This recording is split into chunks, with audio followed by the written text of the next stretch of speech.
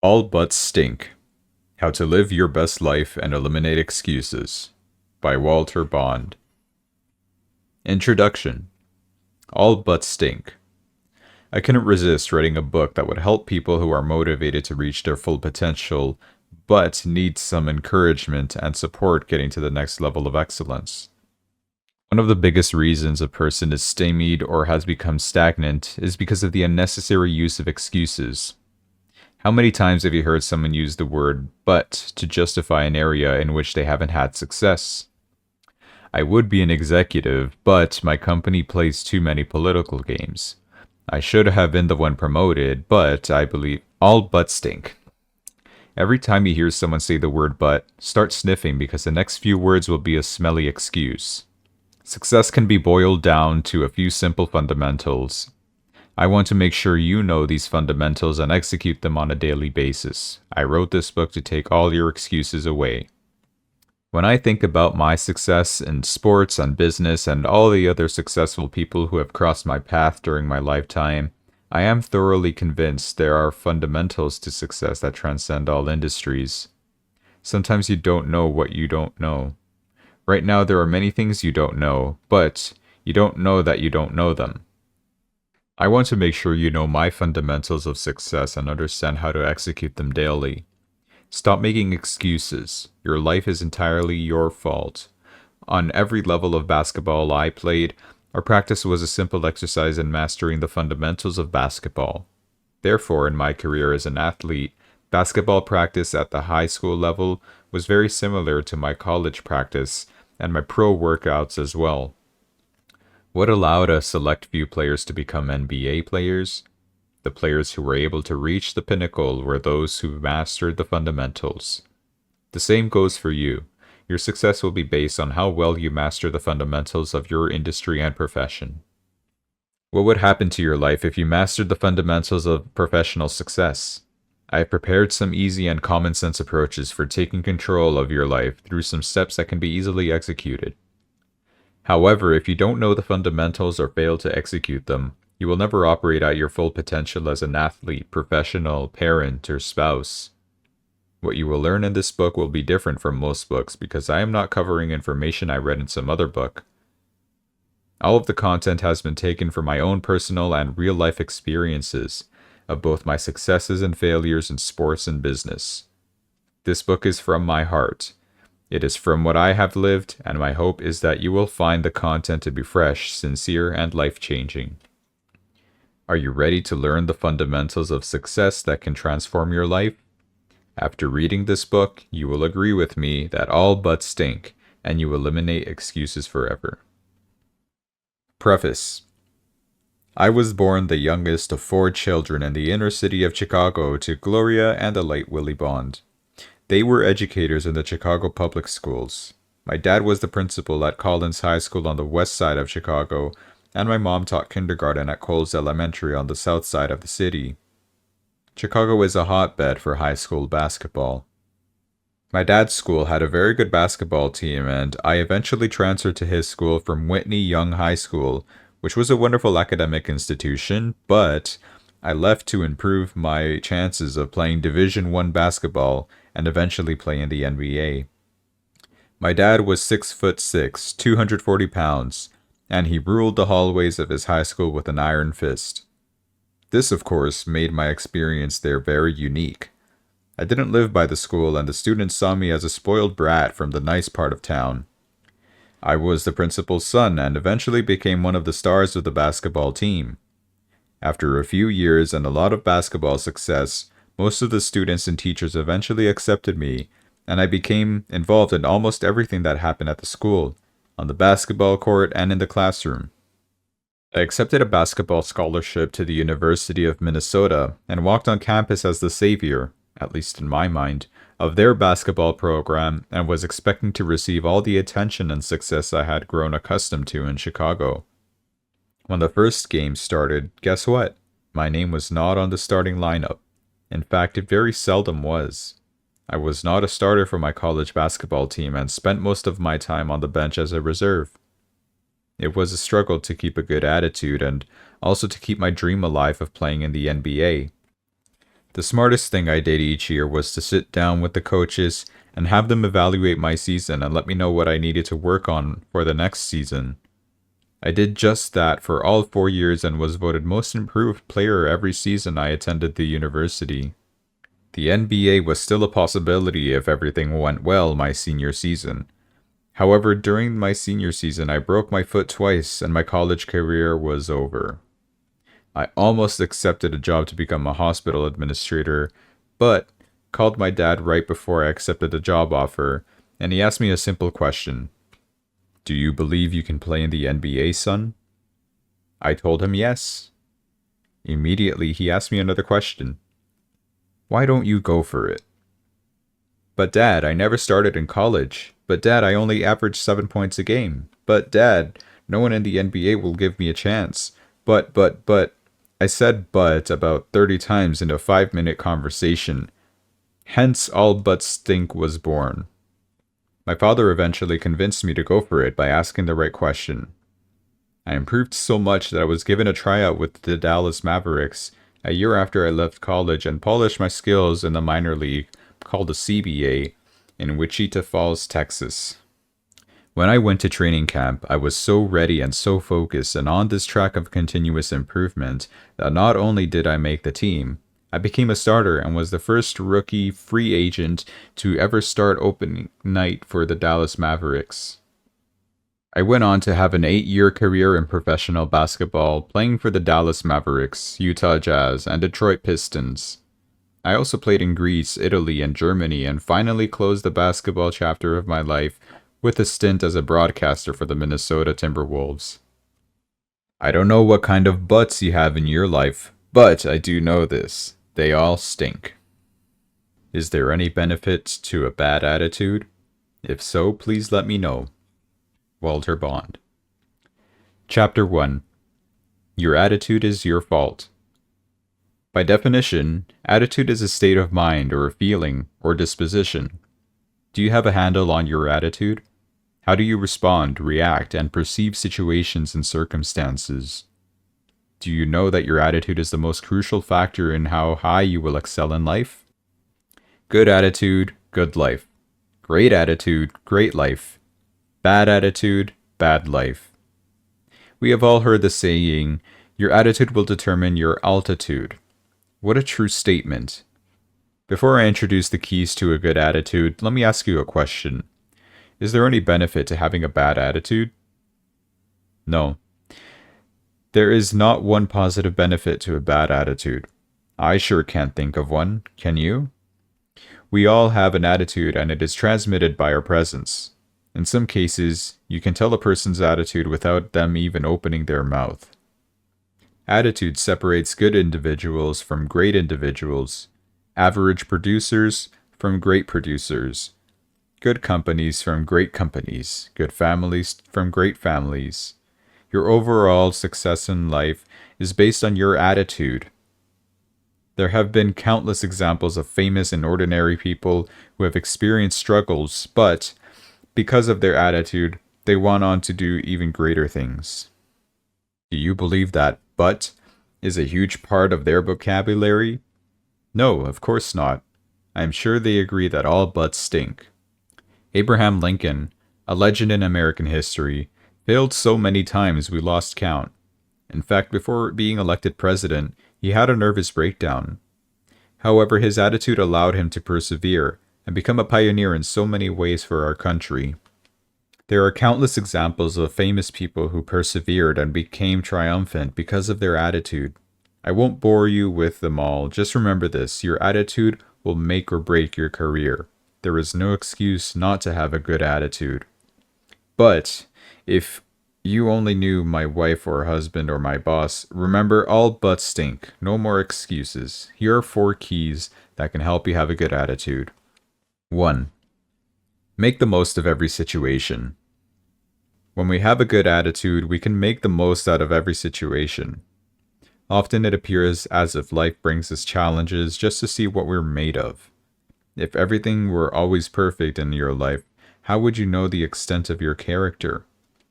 Life's challenges have a way of bringing out the best or worst in you, but either way, at least you are out.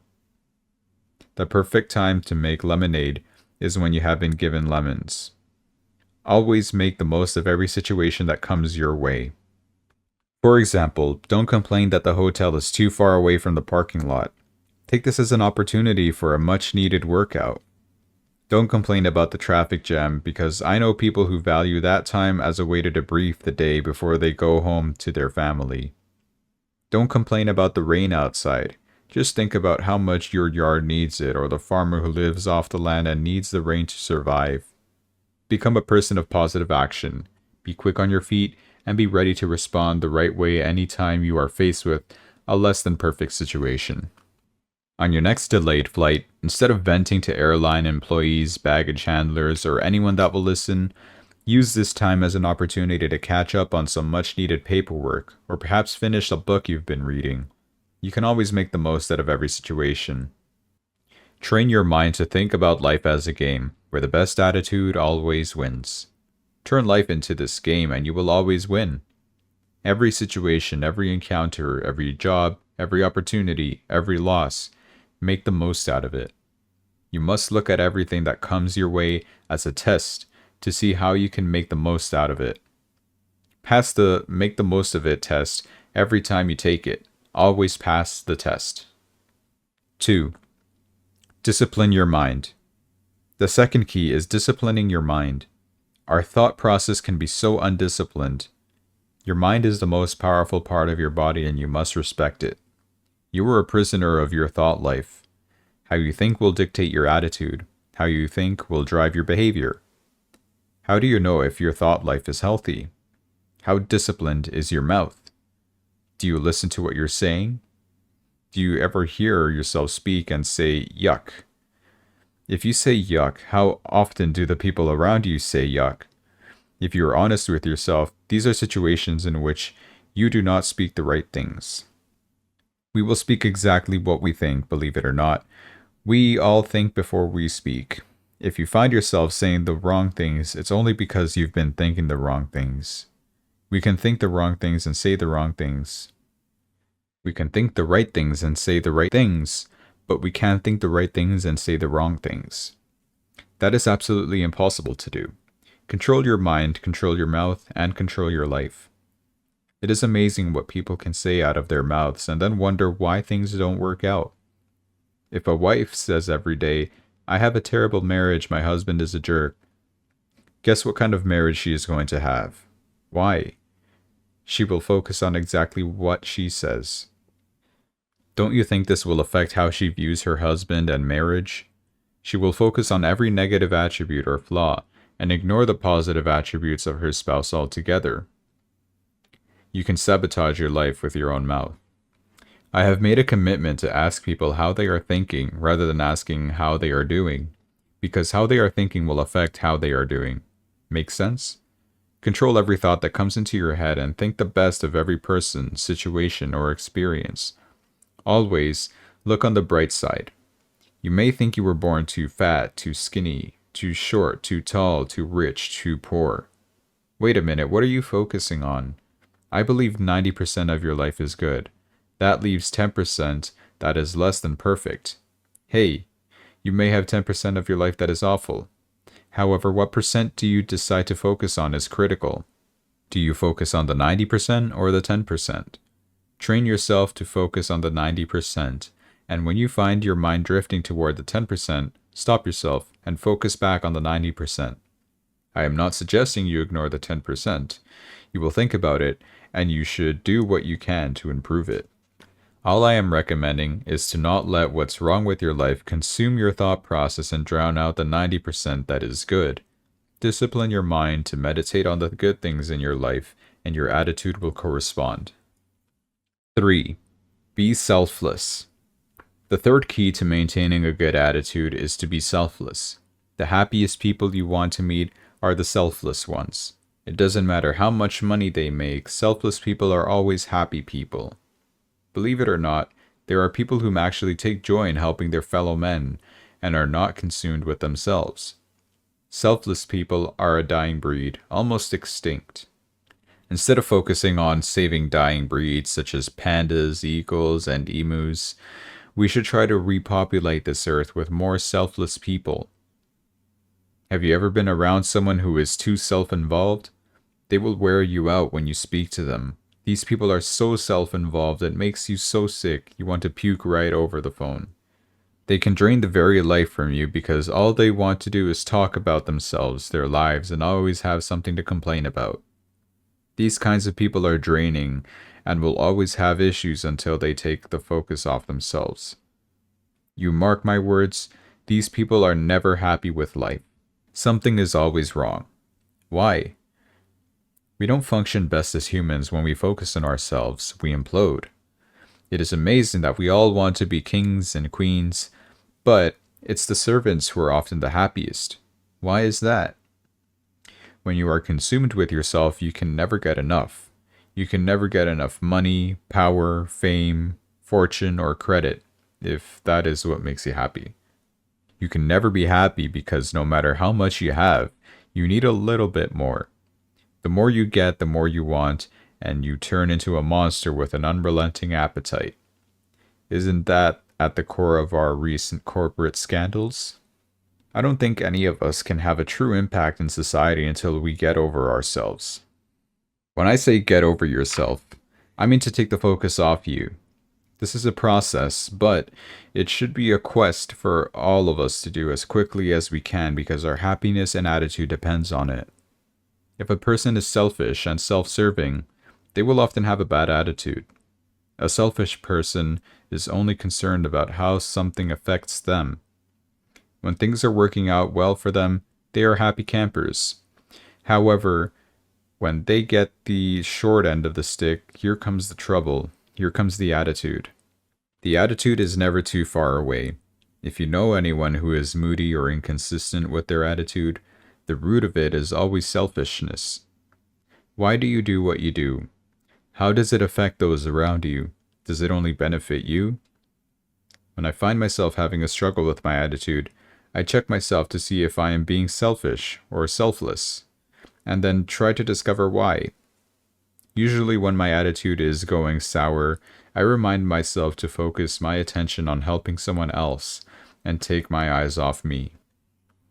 Do you know any selfless people?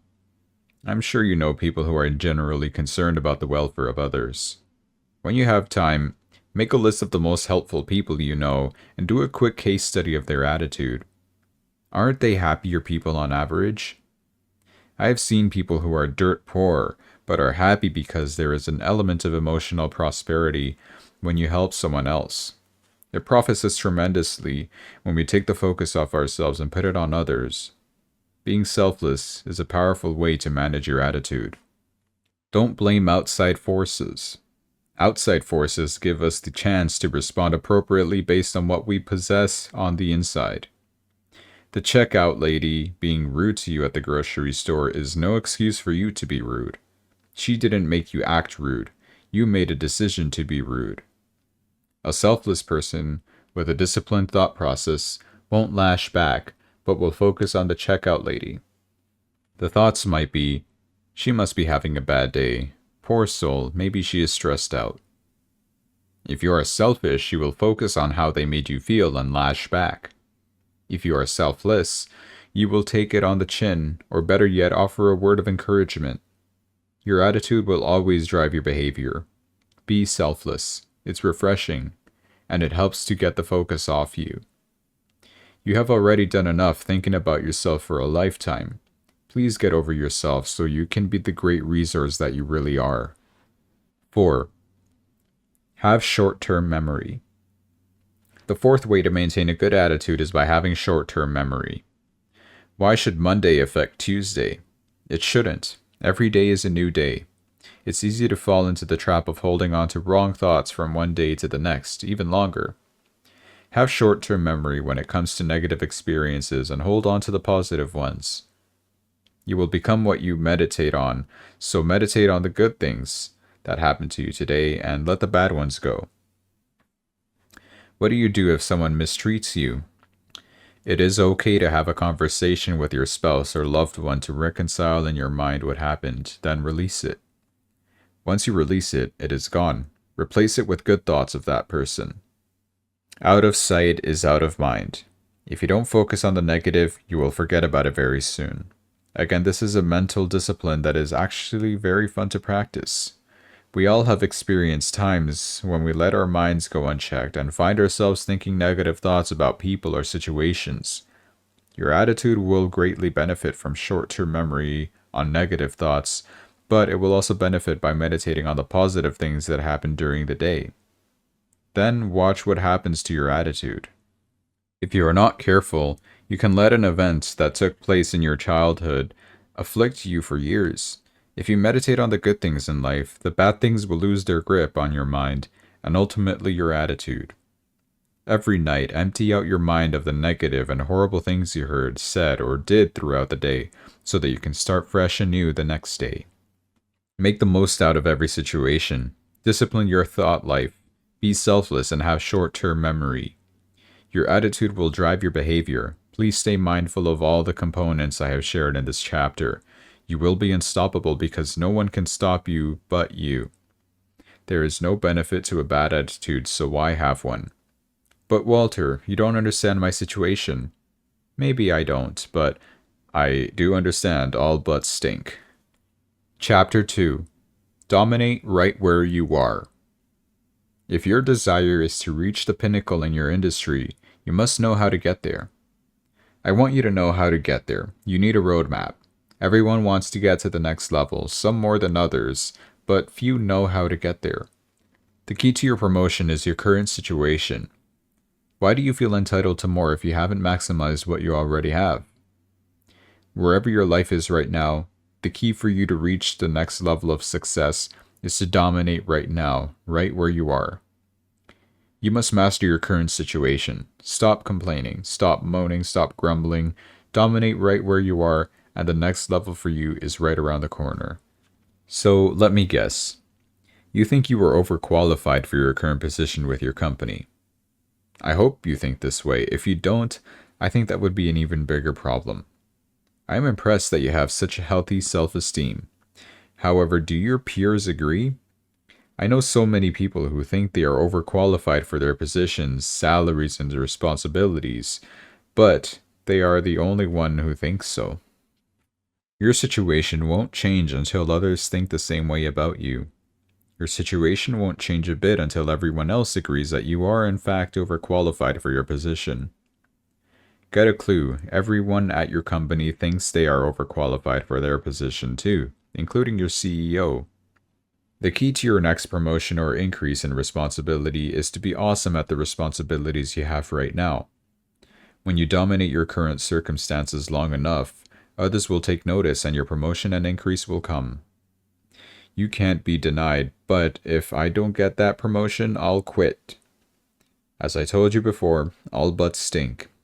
You may need to leave your current company or industry to get what you deserve, but chances are that your opportunity can happen right where you are if you dominate.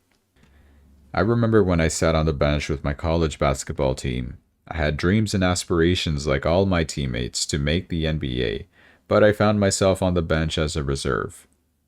The odds were slim of making the NBA as a starter in college basketball, but there was no room for a reserve in college basketball to make it in the NBA. It didn't even sound logical for a reserve to make the NBA. I didn't let that stop me because I know that all but stink. I decided to make the most out of my opportunity. Whenever my coach, Clem Haskins, called on me, I would do whatever I could with the amount of time he gave me, playing whatever role he needed. If he played me 1 minute, I tried to make that 1 minute memorable. Well, by dominating where I was, my minutes increased, and in a few years, I was the first rookie free agent to start for the Dallas Mavericks in the NBA. I took this same attitude into my speaking business. In fact, Clem Haskins is the person that encouraged me to become a motivational speaker. The first time I was paid to speak professionally, I received $25 in gift certificates to Applebee's. I dominated that keynote opportunity and every other chance I had, and from that point on, in a few short years, I doubled my NBA income and was named Speaker of the Year in 2005 by MME, a meeting planners publication. My first big break in the speaking business came when I was booked by a financial service company to present at their national sales meeting. It was an awesome experience for me as a speaker and my first big time keynote for a corporate client. I actually was able to go out of town on a plane, and somebody actually paid my full fee for me to speak. Can you imagine that? The client picked me up from the airport in Phoenix in a Lincoln Town car that was jet black with black tinted windows. Then the driver carried my luggage from the baggage claim right to the car and opened and closed my door. He even handed me a bottle of water and a USA Today once I buckled up. I felt strange because I was much bigger than he was, and I had to watch him struggle with my two large, bulky bags. But he took so much pride in his job, I would have insulted him tremendously if I had helped. Wow. I felt like $1,000,000, and I couldn't wait to speak at their event as their closing speaker. I was poised to give them the best keynote they ever had, or the best keynote I had ever delivered. Whichever applied was fine with me. When we pulled up to the luxury hotel in Phoenix, I noticed at least 10 bellboys waiting to carry luggage for hotel guests. I'm from Chicago and I know a scam when I see one. These guys will grab my bags before I can and try to make me give them a tip. When the car finally stopped, I ran to the back to beat the bellman and my driver to my luggage. It almost turned into a polite fight over a tip. We fought and struggled over my luggage for a few seconds. Then I politely said, "No, I'm fine. I'm okay, I don't need any help," as I yanked at my luggage. Finally, one of the bellmen perceived what was happening with his rookie guest and said, "Mr. Bond, the tips are already taken care of." I stopped dead in my tracks, released my bags, and replied, "Knock yourself out, dude." I knew then that this was a different place, and I couldn't wait to get inside my room to live like a king for the next 2 days. I rushed up to my room right before the luggage arrived, and it was a sight to behold. My room was awesome. The towels were perfect. The blankets and comforter looked like clouds. There were even Q-tips and cotton balls in the bathroom and a nice balcony with a gorgeous view of the property. Isn't life the same way? People complain all the time about their office, their salary, their body, their spouse, their kids, and their car. You know what? Stop complaining and just wear the robe you've been given. A few minutes later, the bell captain returned, with security I might add, and said, "Mr. Bond, I couldn't help but notice the bathrobe you are wearing is too small." I looked down myself and also saw the obvious. He said, "Here is a bathrobe that is just your size." It was an XXL bathrobe. They rushed out before I began to change into my new one. You see, you are probably right. You are overqualified for your position. But instead of murmuring and complaining about it, start dominating right where you are, and I guarantee you that someone else will notice and bring you a new job, salary, responsibility, and a bathrobe that is just your size. Start dominating the life you've been given, and trust me, others will take notice. But my boss is a jerk. All butts stink. Your promotion may not come from your boss. Believe me, when I say this, people are always watching you everywhere you go. Just dominate right where you are, and the laws of nature will make sure your promotion and increase comes. Dominate right where you are, wear the robe you've been given, and you will ultimately get exactly what you deserve. I first learned this lesson playing college basketball at the University of Minnesota. I never started for the team. It was frustrating and made me angry. But once I got my attitude right, I decided to make the most out of my situation. In a matter of a few years, I was known as the best sixth man in the country. Some of my teammates quit mentally when they weren't placed in the starting lineup. They developed bad attitudes and stopped working. Instead, they spent their time complaining rather than getting better. There was a good reason we were all on the bench. We were on the bench because there were 5 other players who were better than us. However, I never stopped working and believing, and I dominated every opportunity I was given. If the coach played me 5 minutes, I gave it all I had for 5 minutes. If it was 10 minutes, I gave it all I had for 10 minutes. And before I knew it, others began to notice and my value increased. A year later, I became the first rookie free agent to start opening night for the Dallas Mavericks. I had not started a basketball game since high school, but here I was playing my first NBA game, wearing a real NBA uniform in a real NBA arena, with real NBA music and my name announced in the loudspeaker. Starting at shooting guard for your Dallas Mavericks, 6'5", 215 pounds from Chicago, Illinois, Walter Bond. You see, by dominating a role I thought I was overqualified for, put me in a position for the NBA to notice that they gave me a position, a salary, and a responsibility that was just my size. You can experience the very same thing in your life. The key is to dominate wherever you are right now, and wear the bathrobe you've been given. Someone will notice, I guarantee it. But, you know the drill. All butts stink. Dominate right where you are, and your life, career, marriage, and children will become what you dream about. Chapter 3. Master Information, Master Discipline, Master Life. Master Information. Here's a profound thought. People fail because of lack of information and/or discipline. In fact, I have so much confidence in you that I can confidently say that the only thing that can stop you from constantly growing and increasing your value is to reject new information or have poor discipline executing what you know. You can trace almost every problem you have to a lack of information and/or discipline. This concept is powerful if you can embrace it. If you can get your arms around this one thought, you're well on your way to greatness. You can take total control of your life by simply accessing the right information and living a life of discipline. With the internet as a part of our culture today, there is absolutely no excuse not to have information available to you on any subject you need. We all have access to the right information from around the world at the touch of a button. In my opinion, ignorance is a choice, a wrong one that will never pay off. Remember, if you fail to access or reject new information, that is really the only way you can be stopped, and you would have done it to yourself. Self-inflicted ignorance is no way to live. If any of your friends, colleagues, or co-workers have stopped growing emotionally, personally, mentally, spiritually, and professionally, you can always trace their stagnation to a lack of information and/or a lack of discipline. One great way to add to your knowledge base is by reading books, newspapers, magazines, attending seminars and conferences. There is so much information available, and it is so easy to get your hands on it. There is no reason you shouldn't possess all the information you need to be incredibly successful. I encourage you to decide to ramp up on your reading and your personal quest for new information.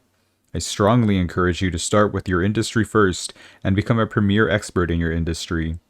Then as you gain confidence with that, expand your reading and read about everything: business, sports, entertainment, politics, and world events. Gather information all the time. You can't afford to stop gathering information in life at any time. In life, we are the information gathering business. If you stop gathering information, you will stop maturing and your effectiveness will be capped off. Have you ever met a person who seems immature for their age? There's a very simple reason for this. They stopped gathering new information about life. You can't stop gathering information in any aspect of your life. We need information in every life discipline. You may be doing a good job of gathering new information for your job because you want a promotion, but doing poorly on gathering more information about becoming a better parent or spouse. I once heard a wise man say, "The more I learn, the more I realize how much I don't know." When you constantly gather new information, it not only increases your IQ, but it can and will challenge and change your thinking. You can't increase your influence or value in the marketplace staying exactly the way you are right now. We should all grow and increase in value just like fine wine does over time. This is how I believe we really grow and mature. Our circumstances rarely change, but what really changes is how we respond to our circumstances. If we gain some new information and respond differently to our circumstances based on that new information, our results will be different. These different responses allow for different results that should begin to form our new life. Nothing frustrates me more than to see a person have a problem, try one solution, have that solution fail, then keep doing the same thing over again, the same way, using the same techniques, and still not getting the results they desire. How dumb is that? You must keep trying new ideas, new strategies, and new techniques for whatever area you're working on until you get the results you desire. The positive result of gathering information is this: you should be able to have an intelligent conversation with everyone you meet on at least 3 different topics that are important to them. I teach relationship building techniques in many of my seminars. Relationship building is important in leadership, sales, team building, family, marriage, or whatever you do that involves people. If you can't build relationships, you won't sell anything and you won't lead anything. You may be in charge, but you will never lead. There is so much to talk about in life, and you need to possess enough information to keep others engaged. Another benefit to being in the information gathering business is that the more your information increases, the more effective you can be in social circles. You need this because people possess a lion's share of information you need. How many times has a person you know turned you onto a realtor, a new school, a new restaurant, the right 6th grade teacher, coach, or neighborhood? Everyone you know has some information on marriage, parenting, fashion, or whatever you need. If you can talk about a multitude of topics, you can connect with everyone you meet. The transfer of information is the key to any healthy relationship. This qualifies you to spend more time with them, thus gaining more information both parties desperately needs. The most valuable resource in gathering information is not the internet, books, or seminars, although they are important, but it is people. People are absolutely amazing. Become an expert. The one thing I noticed when I entered the business community from the athletic industry was that many professionals are lazy. There, I said it. I hope I hurt your feelings because it's true. Many beer belly fans go to the local arenas and rip professional or collegiate athletes for anything they feel doesn't live up to their expectations of excellence, but they forget they are watching the best in the world. If you want to become an expert in your industry, you must possess more information, expertise, and skill than anyone else. I say it all the time. If you want to be considered an expert in your industry, you should have read a minimum of 100 books on the subject. I have heard other experts say you should read 2,500 books about your industry to become an expert. If your industry is hands-on, then get your hands on it. Spend every moment learning more and more about your industry and perfecting your particular expertise. What a great advantage for you if you know more than others know in your industry, in your company, in all your circles. I don't want you to be a know-it-all, but I am talking about being a well-informed expert in your industry, and you will be a good conversationalist, and others will start to recognize, appreciate, and eventually compensate your expertise. Have you ever had the experience of calling a company to ask a question, and the person who answers the phone can't answer your question, but they put you on a hold and consult someone else? Guess what?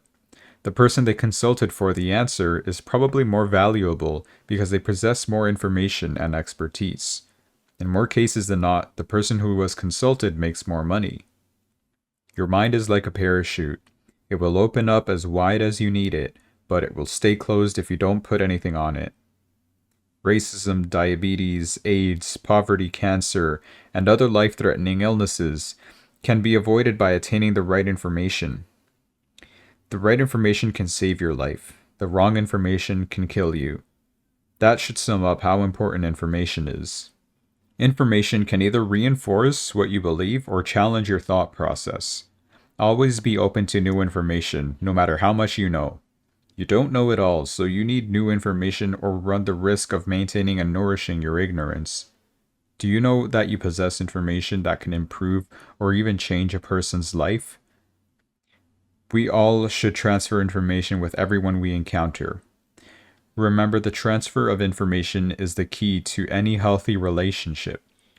We all should empower, encourage, and strengthen each other in our relationships, business circles, and communities. We are so worried about people spreading AIDS, hepatitis B, or the bird flu. If you are going to be around me, infect me with some of your knowledge. Healthy relationships rely on the transfer of good information. When you possess good information, you become a portal for others, and your value keeps increasing. Master discipline. Remember my profound thought earlier. People fail from a lack of information and/or discipline. The first step is to seek new information. The next step is discipline. This simply means we act on the information you know on a consistent basis. We must be disciplined in our execution in order to reap the benefits of the new information we acquire. For example, we all know people who smoke. I'm sure they all know that smoking can kill you. Do you know secondhand smoke can kill you too? Smoking can cause all sorts of health issues for the smoker and everyone close to them. However, we still have people that know this information but continue to smoke and put others at risk. People they claim they love. We can possess all the information in the world, but a lack of discipline will hurt us every single time and maybe even kill us and the people around us. Discipline deals with your belief system. If you believe that a certain activity can produce a certain result, your discipline is based on faith. So when a person has confidence that a certain activity will produce a certain result, executing is no problem. The root word of discipline is disciple, which means to be a follower of. So discipline simply means to follow something. So what are you following? The good news about discipline is that you only have to do it one day at a time. If you can master one day of discipline, you can master a week, then a month, and ultimately you can master your life. The key to discipline is taking one day at a time, focusing every day on discipline, and you'll see the results very soon. This will give you the energy to stick to your discipline for the long haul. Once you do this for 365 days, the results can be incredible, but it all starts with being a disciple of a plan based on the information you possess for one day and linking those days together. How much would a company benefit from discipled employees who execute the business plan, marketing plan, sales strategy, customer service, or a strategic plan? I train sales reps to be disciplined on their complete sales cycle. If they are, they close more sales, build larger client bases, and reap greater returns. How much weight would we all lose if we followed the diet and workout schedule that has been proven to work? Remember, all diets work. It's not the diet that didn't work. You didn't work the diet. Discipline even works when you don't feel like doing it. Trust me, whatever discipline you enter into, you won't feel like doing it every day. However, do it anyway, because it will still have a positive effect. Remember, all problems can be traced back to a lack of information or discipline. Why let a problem exist in your life when the answer can be easily found and executed? I guarantee that discipline will start to take you places you have never been before. It might be painful in the beginning and tough to execute, but in the end you will benefit enormously, and you will become more productive and successful.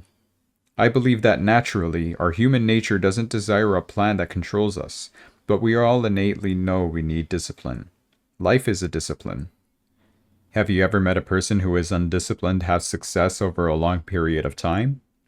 You can survive for a while on talent, but I will bet my last dollar on a less talented person or company that is well disciplined than an undisciplined person or company with talent. We can all put our lives on autopilot if we just remember to follow through on the information we possess and live with discipline. When you possess something, you own it. It's yours. I know two things for sure. If you always access new information and live a disciplined life, your value will always increase. I could gather more information, but I don't have enough time. All but stink. What better investment of your time is there than to broaden your knowledge, master information, master discipline, master life? Chapter 4.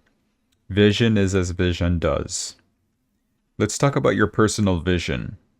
So let's begin by defining what vision is. Vision is how you see the completion of your future in every detail. Vision is how you see your life in its completed form. Please let me clarify, vision is not based on where you are today, but rather on where you want to be in the near future. Vision is the completed version of a dream that starts or has started inside your mind. Your personal vision should be the end result of your total life plan. First, you must have it clear in your mind what you want your life to be, complete with every detail. Then hit rewind to begin walking it out daily. This is very critical because every decision you make is made with the end result of your vision in mind.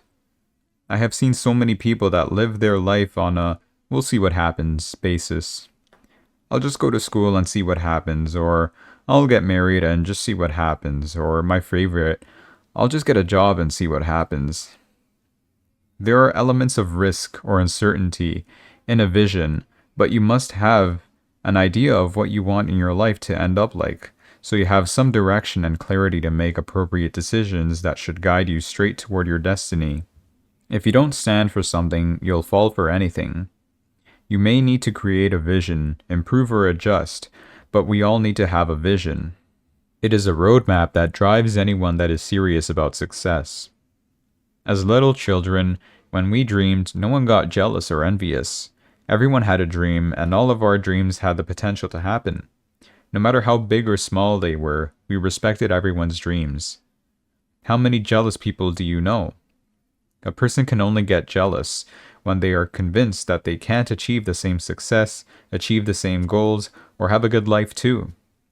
The innocence of a child and the unlimited potential protects them from ever getting jealous of someone else's vision. However, as adults, we are trained to be mature and realistic, and are often discouraged from going for our dreams, and then become bitter when a friend or family member becomes successful at a high level. No wonder so many of us get bogged down into a boring everyday treadmill life, moving fast and going nowhere, feeling less than fulfilled. A treadmill life can only occur in the life of a person that has no vision.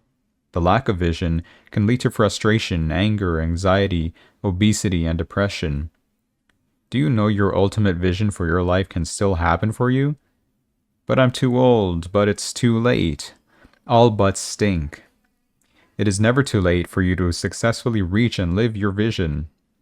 When you hear a person talk about their life, you can hear whether they have and are living their vision, or if they have negotiated themselves out of their future. Have you negotiated yourself out of your vision? Have you negotiated yourself out of your future? Have you negotiated yourself out of your best life by being realistic? Beware of a good idea. Getting a clear vision for your life is hard to do. However, sticking to your vision can be tougher. People often get sidetracked from their vision by getting derailed by a good idea. There is a difference between a good idea and a vision. We're not talking about good ideas in this book. We're talking about your vision. What has God put you on this earth to do? I believe that it is rather easy to confuse a good idea and a vision, so don't let pride get in your way of admitting the mistake if this sounds like you. I've had many of good ideas and acted on a few that cost me a lot of time and money, but really only had one vision for my life. We all get good ideas from time to time. However, what is the ultimate vision you have for your life? What did God put you on this earth to do? Whatever that is, it is your vision. Good ideas will come and go, but a true vision keeps coming back to you. It stalks you day and night, and there is no escape. I can honestly say that I am living the vision that I had as a child, almost to perfection. Yes, I was challenged many times to quit, and I got distracted by a lot of good ideas, but my life took off once I connected to a vision for my life. I am honestly doing what God has placed me on this earth to do. You need to discover why you were put on this earth. Well, how do I discover why God created me? I will make $1 billion once I make the foolproof formula to discover this age-old mystery. However, I do know this. Your vision is correlated to your gift. Whatever you are destined to do, you love to do it, and you are very good at it. You are natural at it. When a person is gifted in an area, it is very easy for them to perform the task. It is easy for some people to sit at a piano and make it come to life. If I sit down at a piano, I am liable to put the piano into an early death. Some people are natural leaders, inventors, or creators. Some people were born to play golf or develop software. You have a gift. There is something that you do that comes easy to you, and you are very good at it. Your vision will include the development and use of this gift. A gift is not something you decide, it is something you discover. Your gift is the foundational piece of your true vision. If you don't know what your vision is, you'll keep yourself busy until you find out, or you'll just be busy the rest of your life. I hate seeing busy people who aren't living their vision. Being busy is the worst thing you can do. Busy with stuff can distract a person from living their best life. People who are just busy never seem happy or vibrant to me. I would be disinterested or unenergetic too if I wasn't living my vision. Busy people are always yapping on the cell phone, sending out emails, and are late for meetings because they are just so busy, yet no true progress is being made in their lives. We all have a few friends like this or know someone who fits this description. All you have to do is look at a person's life in 5-year increments, and you can see if they truly have a personal vision. There were times early on in my life when I experienced a sense of being lost and living without a vision. This is a sign of immaturity, however, it doesn't have to be a lifestyle. Again, it took courage to recognize where I was and make some quick adjustments. If this applies to you, have the courage to admit it and search your heart until you have a true vision for your life. The best thing a parent can do for their child is to help them identify their natural gifting. If you train yourself to listen to people talk about their lives, a simple conversation will reveal whether or not a person is living their vision. Most people will share intimate information concerning their lives and will reveal clues as to whether or not they are living their vision. If you hear a person and the undertone of their conversation is discouragement or regret, this is normally a red flag that they aren't living a vision, or they are headed toward it, but aren't quite there yet. A person with a vision has a certain drive to them, a focus, and can't be easily distracted. When a person has a real vision, they don't stop until they get what they want. They are very focused and borderline obsessed. I wanted to play in the NBA, so I would start my workouts at 5 a.m. and work out basically all day long. Other athletes would work out, but my workouts were designed with a vision in mind. While some athletes trained as if it would be nice if they made it into the NBA, I trained as if I was an NBA player already. Vision keeps you focused. Vision keeps you excited. Vision allows you to be creative and innovative concerning the circumstances of your life. Vision improves your chances of making good decisions concerning your life. Every decision you make can be based on whether or not it affects your vision. Vision gives you power and focus like never before. How much has your life changed in the last 5 years? Are you living a focused life or just keeping busy?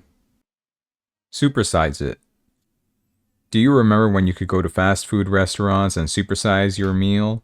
Many fast food restaurants are getting away from their value meals. Did you supersize when you had the chance? You're paying for the meal already, so why not add 49 cents and supersize it? All you have to do is pay a little bit more. Do you know the same is true for your life? You can supersize your vision and have a bigger life. You're already paying a price right now for the life you have. If your life isn't quite where you want it to be, there is one simple solution. Pay a little bit more and you can have a bigger life. The price you need to pay to increase your vision may be a career change, going back to school, an investment of time, an investment of money, increased effort or focus, or an investment in courage. You may need to create a vision altogether because you never had one. In the pursuit of your vision, don't ever settle for less. Don't quit until you get exactly what you want out of life without compromising your integrity or selling your family up a river. I have found that settling for less is a national epidemic. Have you settled for less? Are you living the life you dreamed about? This is what happens to most people who settle for less. They are always busy but aren't going anywhere. They are working hard but never seem to get where they really want to be. Do you feel this way? You work much but reap very little and never really get fully satisfied? Something is missing. Have you noticed that your appetite will adjust to whatever you feed it? You must clearly identify exactly what you want professionally and personally, so you can't be fooled by the results. The key to supersizing your vision is courage. You must have courage to dream more. Your vision is yours. You must own it. Your vision should drive your life. Vision is your very own intellectual property and must be protected at all costs as much as you protect your family, home, and possessions. If your vision has been lost, stolen, or misplaced, you will lose your life and identity. You must get it back. We are being alerted of ways to avoid identity theft all the time. I know people that shred every document that comes into their home. I am afraid they will shred me if I stay there too long. I believe if you are not living your vision, your identity is a mystery. It has been stolen and compromised already. It is okay to shred those documents, but please don't shred your vision by lacking courage.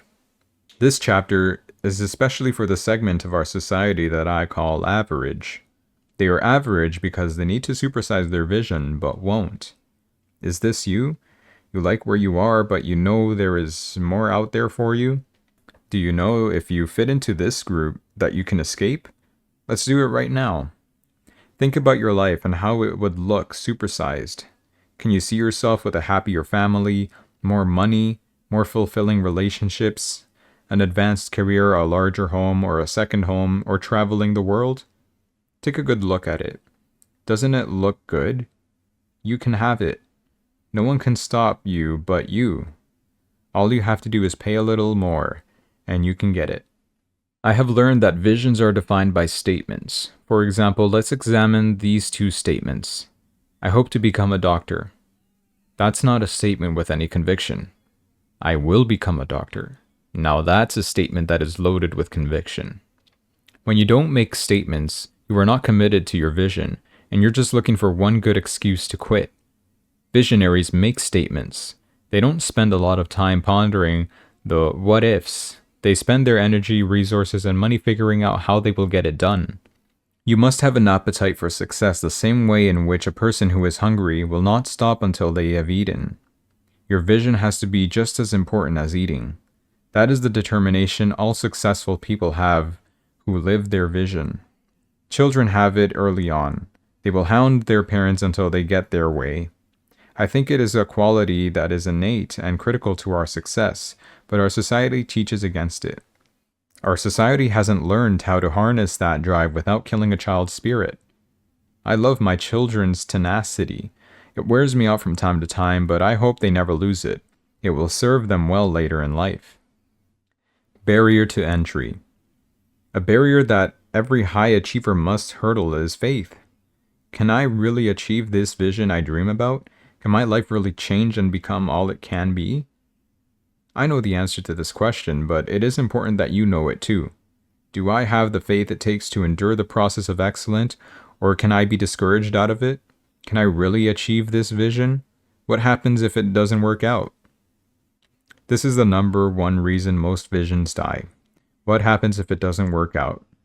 My thought is this. What happens if it does work out? You owe it to yourself to try. Don't live your life with regrets. A visionary can't be afraid to fail. If you pursue your true vision, it won't fail. You were put here on this earth to execute your vision. How could it fail? I want to go way back to elementary school, high school, or maybe even college, to the first day you took the job, opened for business, or said, I do, when you were still excited and your vision was crystal clear. What was that vision? The key is the statements you make after this very important question. Whatever statement you make right now will make or break everything. It's powerful. Your vision isn't real until you make the statement after the question. What is your personal vision? You must make a statement right now. I will become a lawyer. I will become a doctor. I will become an entrepreneur. My marriage will last. I will travel the world. Make a statement concerning your vision and watch out. Whatever statement you make, you will become. Go somewhere quiet and write your vision down so you can actually see it on paper. It should be in the same file or area of your goals. Actually, they should be one and the same. Your goals are merely pit stops or checkpoints along the way to your vision. You owe it to yourself to create a real vision on something you can see, so grab a tablet or write it in your laptop. When you write it down, it is transferred from your mind to reality, and the moment the ink dries, it becomes real. Don't let what you wrote on your paper out of your sight. Take it out every week, every month, and every year. Look at it, meditate on it, study it, tweak it, and handle it like a roadmap for success. When you wake up in the morning, make sure your vision is on top on your list as you start your day. You are the only person who can carry out your vision. Society needs you to execute your vision. But do I really need this? Yes, all buts stink. Society needs your vision to become a reality. Chapter 5. Don't waste your time. Invest it. Time is not something you spend. Time is a very valuable commodity that should be invested. Don't ever spend your time again. Invest it. If you develop this mindset, your life will take a very different course. I've seen too many busy people in my short lifetime. I would love to see more productive people living their dream life. I guarantee that you are mindful of your cell phone minutes and your frequent flyer miles. What should be your biggest concern? Cell phone minutes, frequent flyer miles, or your life minutes? You can waste time a couple more of hours a week going to lunch with the wrong people, focusing on the wrong things at work, watching hours of unproductive television, and doing any number of non-productive activities. Stop wasting your time. It is the most valuable asset you possess. Here's a popular statement. Life is not fair. Do you agree or disagree with that statement? I know one element of life that is totally fair, and that is time. Time is as fair as it can get. Time is not prejudiced. It doesn't discriminate or play politics. Think about it. We all get 24 hours a day, no matter where we live, our ethnic background, heritage, religion, or our demographics. We all have 24 hours a day to live. Time does not delay or hesitate. It knows no race, no man or people. Time doesn't even know or care to know your name. It has a job to do, and that is to keep on moving without hesitation or disruption. Time can be an awesome motivational speaker. Couldn't you hear her? No one can stop me. I am unstoppable. How well do you invest your time? The most critical element in time management is giving yourself time limits in which to complete tasks. If a job should take 15 minutes, then allow 15 minutes of your day to get it done. The mistake many people make is that they take way too much time to complete simple activities. When we are efficient with our time, we will learn that 24 hours a day is plenty of time in which to create a life of wealth, happiness, balance, and abundance. I can remember early in my professional business career, I had scheduled a lunch with an extremely successful businessman named Phil. At that time, he was an executive with a telecommunications company located in the upper Midwest. As we sat down to meet, he took his watch off his wrist and set it down on the table. He informed me before we started the meeting that he only had an hour to spend for lunch, and he pulled out a timer setting it for an hour. We were having a great conversation, but the table was full of clocks, stopwatches, and all kinds of gadgets, and I could hear the subtle ticking sound the entire meeting. We talked about business, family, religion, and politics, when all of a sudden his timer went off. The conversation was going great. I could have stayed there all day if it had been up to me, and I assumed he would ignore his timer and continue the conversation. However, when his timer went off, he closed the meeting abruptly and was off within 2 minutes. It felt weird. I felt cheated. I almost called 911 because I felt violated and abandoned. Surely there must be something criminal in this, since no one had ever done that to me before. Besides, I assumed the conversation was so good that he would shut his timer off and we would finish what we started. If it were up to me, that is exactly what I would have done. That's what most of the people I know would have done. In my mind, we weren't finished, but in his mind, we were.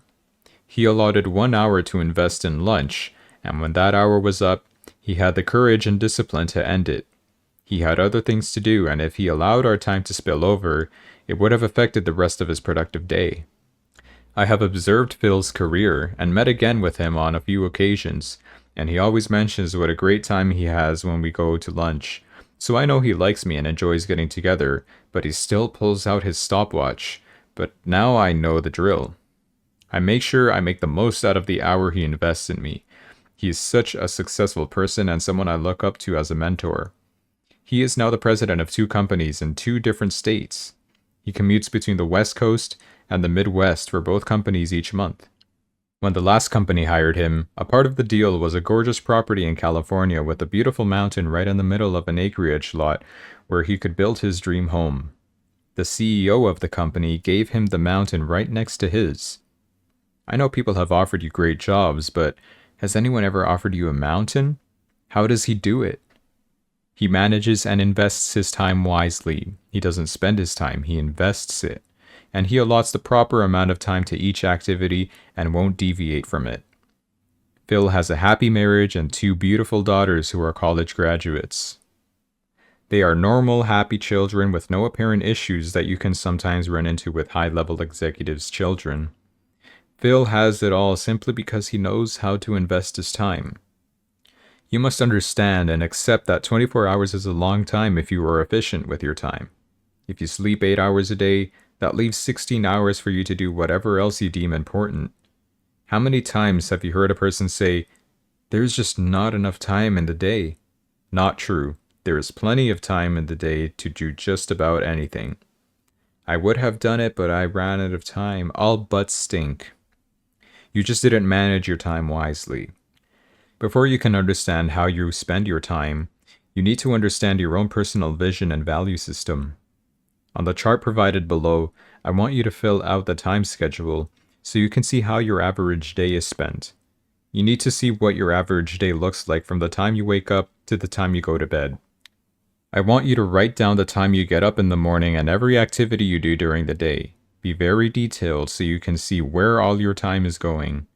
This should be an average weekday. Don't concern yourself with the weekend right now. If you do a good job with your 5 work days, you can spend the weekend doing whatever. By completing this timeline, you should be able to gain some valuable insight regarding your day, and it should help you give some clarity on how you can make your day more productive.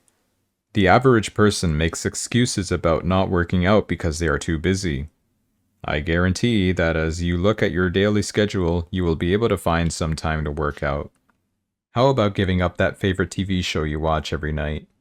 What is going to give you a better return on your investment? An hour of physical fitness that could improve your overall health and quality of life, or CSI? If you need to spend more time with your spouse, don't tell me that as you look at your schedule you can't find the time. There is tremendous value for you to look back on your day and discover how you invested your time. If you need to make some adjustments, do it now.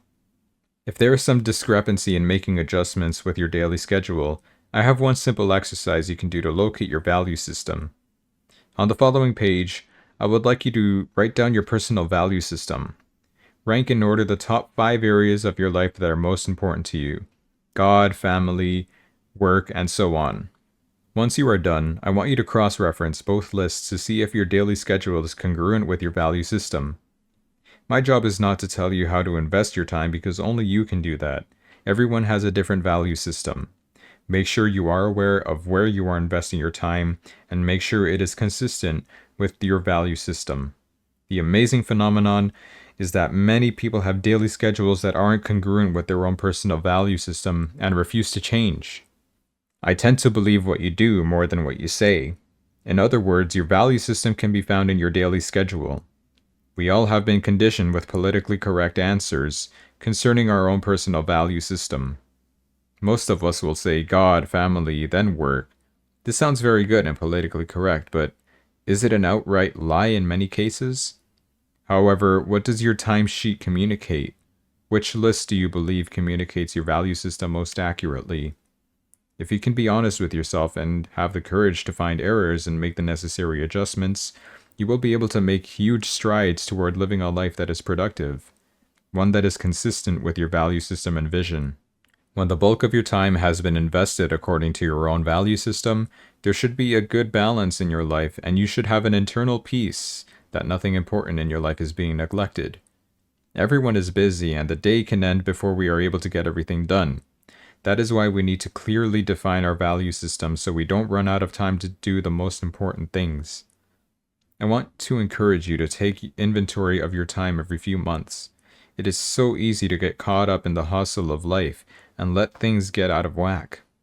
How much time do you waste on areas of your life that aren't in your top 5? How much time do you waste on a daily basis on things that will not give you a good return on your investment? You may waste time watching unproductive television or having unproductive conversations on the phone with unproductive people. Always be aware of time thieves. They are everywhere. A time thief could be spending too much time on a hobby with a friend or family member, or it could be your job. Of course, if you overextend yourself, you will have time issues. If your schedule is planned out well, when an opportunity comes along, you can clearly see that you just don't have the time to waste, and you can always blame your productive schedule. It will be much easier to say no when you have a schedule you respect and follow. If you don't respect your time, don't expect others to either. How much you value and maximize your time will dictate your quality of life. Imagine a time bank. Once you make a deposit in the time bank with unused time, you can clearly see the balance of time in your monthly statements, but it is gone forever. You couldn't use this time again. It would just sit there for you to review. Your statement would come in the mail the same day your bank statement comes, so you could see it as a reminder of how much time you wasted that month. I would love to see my account. I would hope it would be empty, but I too believe and know that I have wasted some of my own precious time and I can't get it back. This is one account we would want to be on zero. In terms of time not wasted, we would all love to file bankruptcy. We all have wasted time in some way or another. I believe this new and unique account would motivate everyone to be mindful of time, and we would change our habits if we could visually see how we have spent our time, how much we have invested correctly, and how many poor investments we have made with our time. If we look at time the same way we look at money, we could take advice from a financial planner. They always preach the value of investing money in something that will bring a good return on your investment. You would hear words like stocks, bonds, mutual funds, and real estate. They would never advise us to invest money on anything that would not give a decent return on our money. They would never encourage us to invest in anything that doesn't give a return at all. They would ask, why put your money at risk? A wealthy person consistently puts their money into investments that bring a good return, and over time, they are rich. In time, they reap the financial benefits of their investments. Shouldn't we look at time the same way we look at money? What would happen to your life if every moment of your time you invested into the opportunities, careers, and people that would give you good return on your investment? You don't have the slightest idea how much your life could change if you only invested in activities, tasks, and people that give you a good return on your investment. I can remember another monumental experience that taught me the importance of time from a very successful person. When I began to investigate the speaking industry as a career, I made contact with a very famous speaker named Dizzy Williamson. He is a Hall of Fame speaker based in Minneapolis. It was an awesome experience for me because when he returned my initial call, he informed me that we were related. We were actually cousins. What? I thought this was too weird. After a brief conversation on the phone, I asked if we could meet for lunch, being I wanted to become a professional speaker too. I knew there was no one more qualified than he. His first question was, "Are you serious about the speaking business? I can't afford for you to waste my time." I was offended at first. I had never heard anyone be so blunt. I replied, "Yes, I am very serious." So we scheduled lunch, and he mapped out the speaking business for me on a sheet of paper and promised me that if I followed the plan, he could help collapse timeframes for me in the development of my speaking business. This encounter with Desi was so critical to my business development, and it taught me a lesson of how truly successful people operate. Desi was not being rude. He was merely protecting his most valuable asset, time. I am sure others have wasted his time in the past. Later on, as my business grew, Desi let me know he was proud of me and was impressed that I actually executed what he so clearly mapped out for me. He told me that after 15 years in the speaking business, I was the only speaker he invested time in who actually acted on the information he gave. At the time, I found that to be very strange, but now I know how true it is. I am now approached by more people than you can believe who want me to help them become a professional speaker. However, I don't mind investing time in a person that wants to be a professional speaker, but I need to make quick judgments on whether or not this person is a good investment of my time. I don't mind investing my time in people. It's what I do. However, I'm aware of time thieves, and so I protect my time diligently because it is my most valuable asset. I believe you are pretty logical and should understand my points pretty well. If you want to improve your value in your industry, guess what? You need to invest more time in it. Get to work early sometimes, stay late sometimes, read more books, reports, and journals concerning your industry. Invest some time in attending seminars, join an association, and become an industry leader and network with the best in your industry. You can't become the best if you don't invest the time and energy it takes to become the best. Many of you never even heard of me as a professional basketball player. I am not offended because I have never heard of you either, However, I can't even calculate how many hours I invested to become a professional in the NBA that you never heard of. If you want to improve your marriage or family, guess what? Invest more time in your spouse. Take your spouse on a romantic weekend. Go to a marriage seminar. Stop investing time with your girlfriend or mistress or the milkman and spend all your time with your spouse. Invest some time going on dates, go to a movie, or go horseback riding. You can rediscover why you got married in the first place. Invest the time you need to get the return on all your critical relationships. If your life is hectic, it could be because you are not disciplined with your time. Maybe you try to do too many things while neglecting the most important things. You need to be organized and live according to a value system and schedule so nothing is out of whack or neglected. Don't tell me how much you love your family and you never spend time with them. I know people that are committed to investing 30 minutes a day running to Starbucks and won't sit down and invest 30 minutes a day talking with their own children. Let me ask you a question. What will give you a better return on your investment, Starbucks or your kids? Nothing can heal your home faster than spending quality time with each member of your family. Invest an appropriate amount of time with your family and loved ones. Take family vacations. Sign your kids up for football, basketball, and soccer, and go to their games cheering like crazy, win or lose. Have a movie night, game night, go camping, play tennis. Sign them up for ballet and make a big deal about the recital and be there cheering like a fanatic. You can't have a good relationship with anyone without investing a lot of time building the relationship. If your husband complains that there is not enough hanky-panky, schedule it. Turn it into a periodic appointment that meets his or her need or expectation of frequency. If you know your wife likes to go for walks, schedule it. If your mechanic needs to see you every 6 months for service, your spouse needs some service too. You need to do some yard work? Schedule it like an appointment. Many of you have a hard time saying no to people. You little people pleaser, time thieves, steal your precious time away and you can't get it back. I now have the answer for you. If you have everything scheduled, you can always blame your schedule. No one will argue with a schedule or even question what the appointment is. If you want to get in better physical shape because you are not happy with your body, guess what? You need to invest time in the gym, working out, or doing research on how to eat healthy and spend less time and money investing in junk food.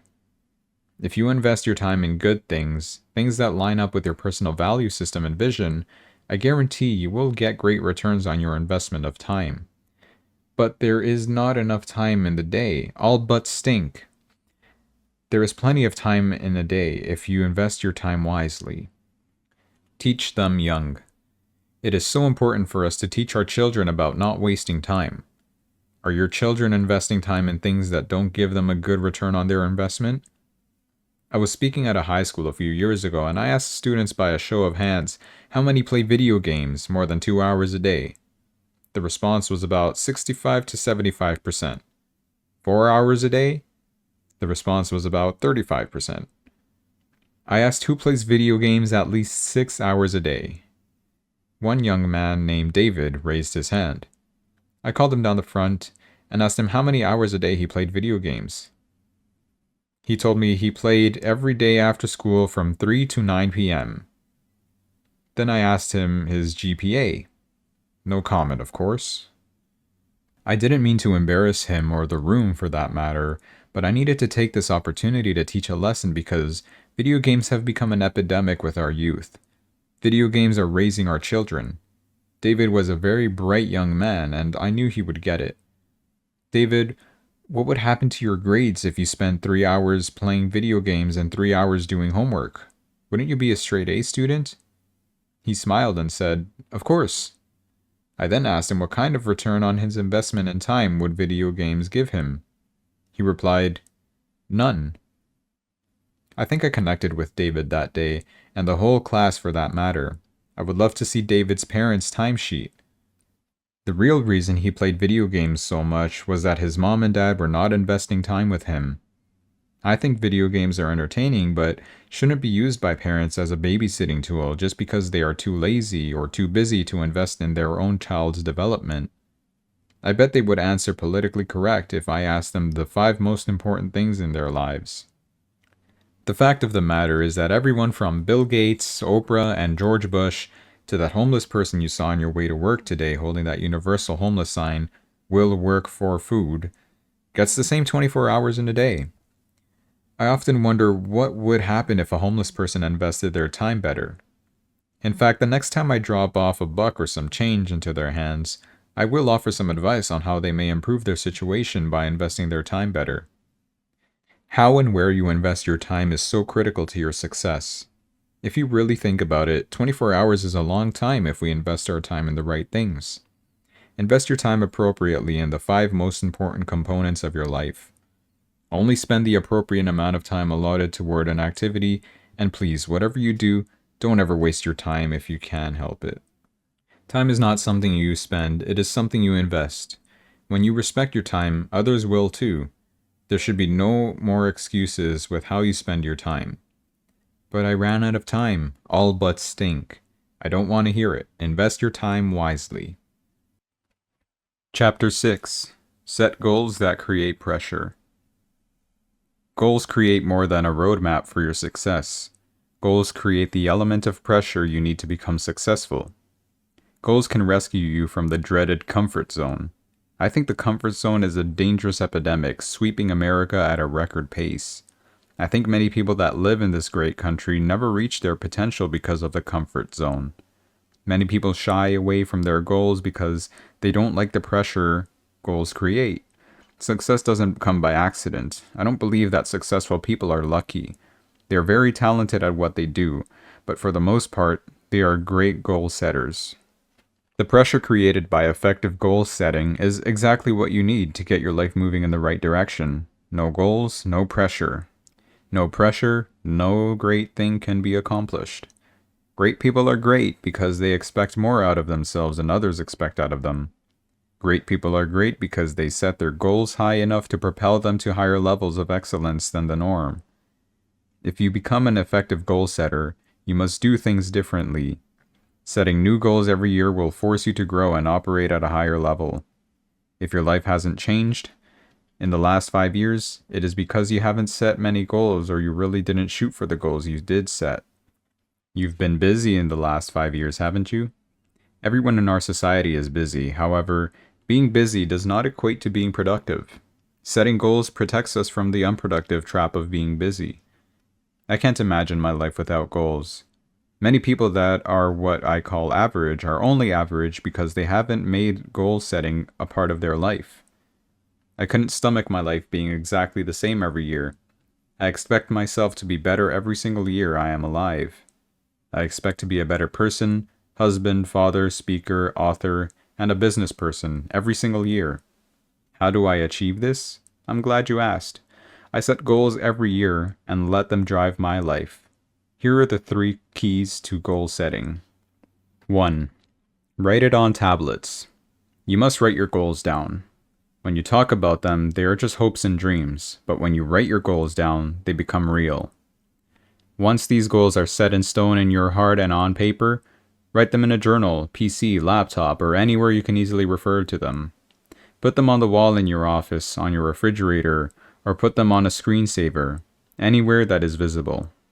Go to Timecodes and make a big poster of your goals and put it up on the wall of your home or office.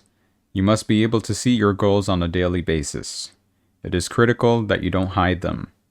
Out of sight is out of mind. You must see your goals so you can stay focused on them every day. Don't focus on Oprah, CSI, or American Idol because they can't take you anywhere like staying focused on your goals can.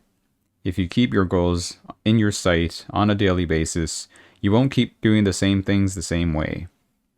Setting goals is the only way you will achieve your daily activities. If you change your daily activities, you can move closer toward your goals. If your goals aren't in plain view, it is too easy to keep doing everything the same way you've been doing them the last few years. The key to goal setting is a simple exercise in writing them down and keeping them in your sight. Every week, check your goals and make sure you are on target. Many people check once a month or even once a quarter. I don't believe in that. If you check only once a month, it will be 3 months before you realize you may be behind and the year is a quarter over. When you have weekly goals, you can't get too far off track without making some changes. When you check every week, you stay aggressive, and this keeps you in the driver's seat. This gives you time to switch gears and use your creativity and innovation to get yourself back on track if needed. If your vision is real to you, why wouldn't you look at it every day and refer to it all the time? This may sound obsessive to you. Well, maybe it is, but I don't know any successful people that aren't borderline obsessive with their vision. I don't want you to get off balance, and you won't if you have a balanced vision that covers your total life. The bottom line is this. You must write it down so it will stay fresh in your mind and set in your subconscious. 2. Tell everyone you know. Tell everyone you trust about your goals. Make your goals public knowledge. This will accomplish 2 things. First, this makes you accountable, and you need accountability in order to achieve your goals. It doesn't do you any good to keep your goals to yourself because it's too easy to quit. Why? If you quit, no one will ever know you didn't achieve your goals. Have you ever worked out with a workout buddy? It's easy to quit a workout plan when you work out by yourself because no one knows that you blew off your workout. But when you have to call your workout buddy and explain that you are about to blow off a workout, it is tougher because now your flakiness is public knowledge. Typically, we hate to let people down, including ourselves. There is a powerful force created when you share a goal with someone else. You don't have to share these goals with everyone. I recommend only the right people, only those you trust. Please don't share your goals with anyone in your life who may discourage you or make light of them. We all need support, so tell your catalysts and advocates what your goals are. Goals get others excited. Your support system will then cheer you on, motivate you, or give you information that can assist you in your efforts. This will also help you identify your true friends and create a support network for you, which is the second accomplishment for making your goals public. Have you ever been to a marathon?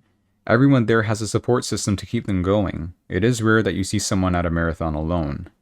I have spoken to a few runners, and they will tell you how many times they thought about quitting from the 20th to the 26th mile. Often these support networks help the runners in their training during the race and right up to the finish line. Every time you visit with an advocate, they will ask you, "How's it going?" You may run into them at a coffee shop, a school assembly, or at a gas station, and they will ask you for an update each time they see you. This will keep your motor running. If you see them while you are focused, this will create the energy you need to keep going. If you have lost some focus and are off task of your goals, when you see them, allow the emotional guilt of feeling like a flake to motivate you to get back on track. 3. Take a year-end break. Once you have completed an entire year, don't just dive right into the next year without an evaluation of the year. In fact, I am in the process of writing a book called The Off-Season. You probably have done an awesome job achieving some of your goals. Some of your goals you may have slightly missed, and a few of your goals you may not even be close to reaching. The reality is this. Professional athletes have an off-season. Why not you? Take a few days off, or a long weekend, and evaluate your year by looking at each goal you set for the year. This is what I call an off-season. During this time, evaluate your year and give yourself an overall grade for every goal you set out to accomplish. Ask yourself some critical questions. Why did I reach the goals I set? Why didn't I reach some of the goals I set? How could I have reached these goals sooner? Did I set this goal too high? Did I set this goal too low? Then set your new goals for the upcoming year and build on what you have accomplished. Use your creativity and innovation, and take some time to evaluate what you can do better to reach your goals for the next year. The off-season concept can be the key to your future. If you use this technique effectively, every year you will be a peak performer and the most improved person you know. Live your life in 1-year segments and make sure you didn't let your years run together. If I didn't learn anything else as a professional athlete, I learned that each and every season is a new season. What happened last year, good or bad, has nothing to do with the next season. How can a person ever get bored, become stagnant, or depressed if they do a good job of setting goals each year? But I can't afford to take the time to take an off-season. All butts stink. You can't afford not to. I have heard that Bill Gates takes anywhere from 7 to 10 days and goes away to some remote place and thinks about how Microsoft can impact the industry of technology. That is what I call an off-season. I know what you're thinking. He is Bill Gates, he can afford to take an off-season. My point is that, don't you think these off-season breaks are the reason he is Bill Gates in the first place? Many people argue they can't afford to take an off-season. My argument is that you can't afford not to. If you don't take an off-season to evaluate your year, you run the risk of being the same person you were last year. Your life is a reflection of you. If that is true, I can't afford to be the same person next year if I expect to achieve greater success. If you make every decision based on how you want your life to look 5 years from now, your life will be much different 5 years from now. You must take some time away from the rat race. Going to Disneyland and spending time with the biggest rat of them all, Mickey Mouse, doesn't count. An off-season is not a vacation. An off-season is when you work at your work. I promise you that your off-season will be the key to nailing all your goals each year, and you will reach your vision. You may struggle with this the first year, but make it a lifestyle, and before you know it, your life will be even more awesome than it is already. My next book will be called The Off-Season. That is how much I believe in the concept. My goal with this book is to challenge our culture as we know it. Instead of just giving an employee 2 weeks vacation, I believe that all employees should get an off-season break as part of their benefits package. Pressure brings out the best and the worst in all of us, which is a good thing.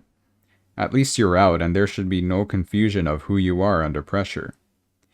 You need to know the real you so you can improve yourself. Pressure will always reveal your true character. Successful people don't mind pressure. Some even love it. If you don't like pressure, this is your chance to change your mind and embrace it. How do you respond to pressure? Do you hate to feel pressure? Do you ever put pressure on yourself? Do you always play it safe? You can take the easy way out and never set goals, or you can enter the world of excellence by giving yourself to its proven power. Warning: I do believe that personal pressure caused by setting goals can be taken too far and can turn into self-abuse if we are setting goals based on fantasy and not on reality. This is rare, but it can happen. Remember, I work with thousands of people in an average week. The most common problem I have seen working with people is that they don't set goals and fail to execute the simple fundamental of success. A good goal can create a healthy expectation of yourself and personal awareness. Goal setting is meant to be enjoyable. When it becomes laborious, you are not going about it the right way. Some people set goals so high they will never reach them. Then they live in condemnation their entire life. We have seen the other extreme where people set goals so low they get a false sense of accomplishment and are never really challenged. We are all blessed with raw talents and gifts, but without the right amount of pressure that is created by goals, none of us will ever reach our potential. That is why effective goal setting is so important. It is the only way you can really become unstoppable. Goals also create an unbelievable amount of focus, which is the most powerful aspect of goal setting. When a person has embraced their goals, every morning they wake up very focused. Goals and visions must coexist in our life. I believe vision is the end result, but goals are the pit stops along the way to your vision.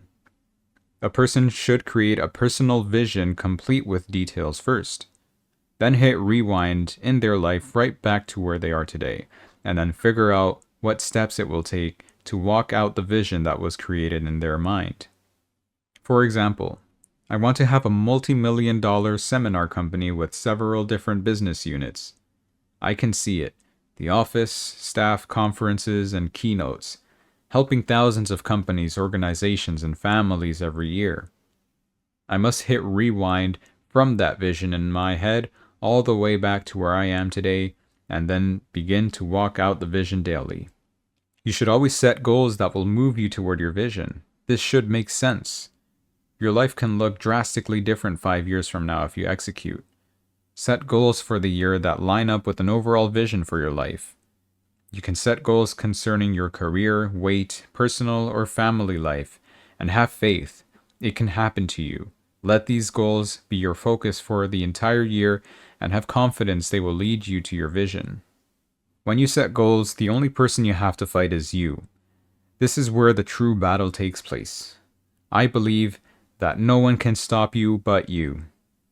You can blame other people and get yourself off the hook, but never forget the truth.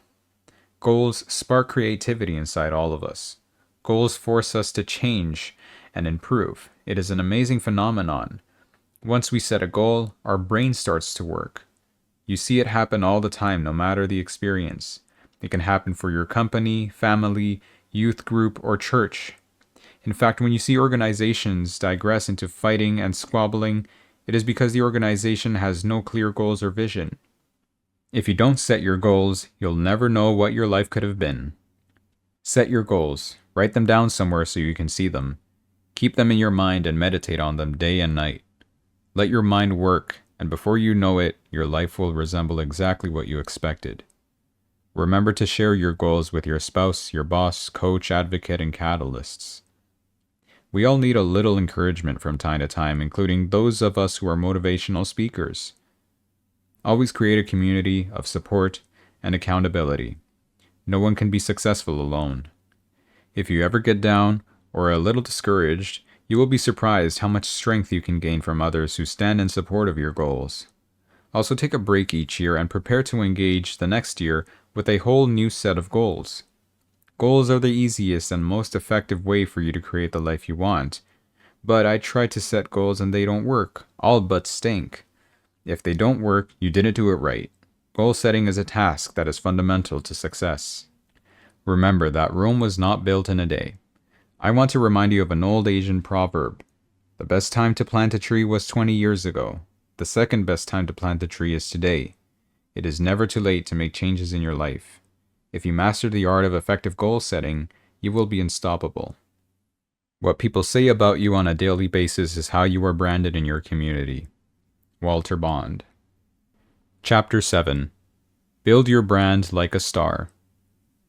Our society has been saturated by all of the slogans, brands, and micro-brands that big corporations use to sell their products and/or services. We love to see you smile. Sound familiar to anyone? Always lowest prices, always. Any guesses? When it's absolutely positively has to be there overnight. Give up yet? Okay. McDonald's, Walmart, and Federal Express. You may like or dislike these companies, but you can't argue that they have built great brands and that millions of people use their products and services. These corporations are household names.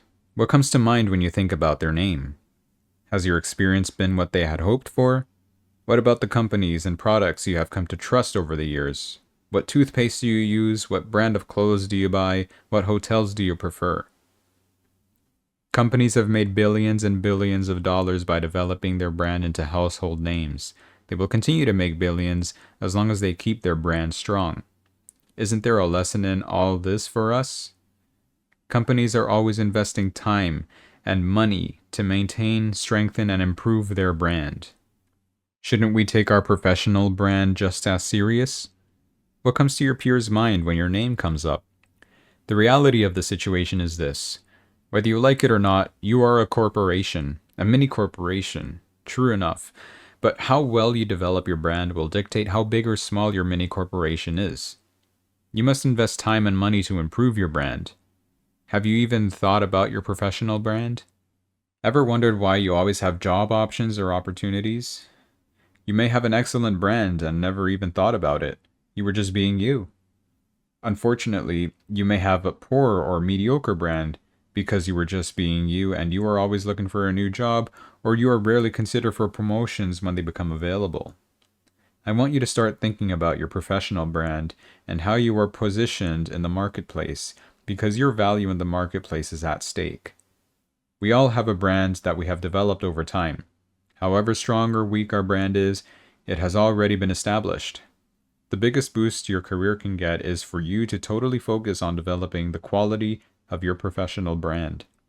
A company's brand is the combination of what they say about themselves in their marketing and advertising, and what the consumer says based on their experiences using the product or service.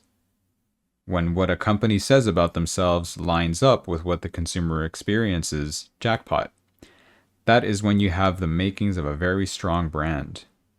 When there is a discrepancy or conflict between the two, we will have a problem with the strength and quality of the brand.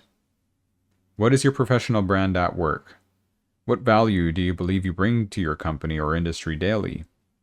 Would your employer and coworkers agree and say the same thing you say about yourself? Is there a discrepancy? When you say a company's name, we all have an opinion or thought about that company based on our personal experience with them. If not, we will rely on the opinions of our family and friends, and will hold their thoughts in high esteem. Sometimes we give them a thumbs up, sometimes it's a thumbs down, and sometimes it's lukewarm.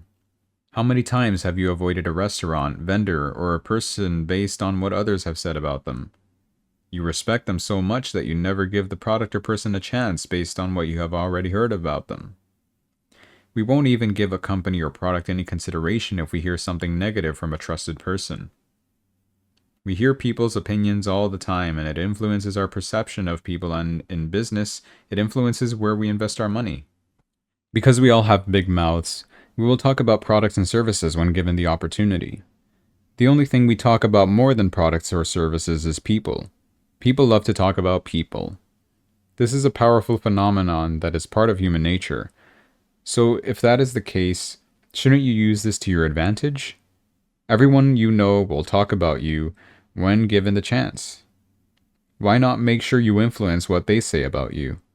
What people say about you on a daily basis is how you are branded in your community. With every personal encounter we have, we create our own personal sales force or wrecking crew of our personal and professional brand. The most powerful form of advertising is word of mouth. Any company would agree with this. It is the intangible that either makes or breaks the success of a company, organization, or in this case, a person. You may have your job right now because of your brand. You may have met your husband or wife because of your brand.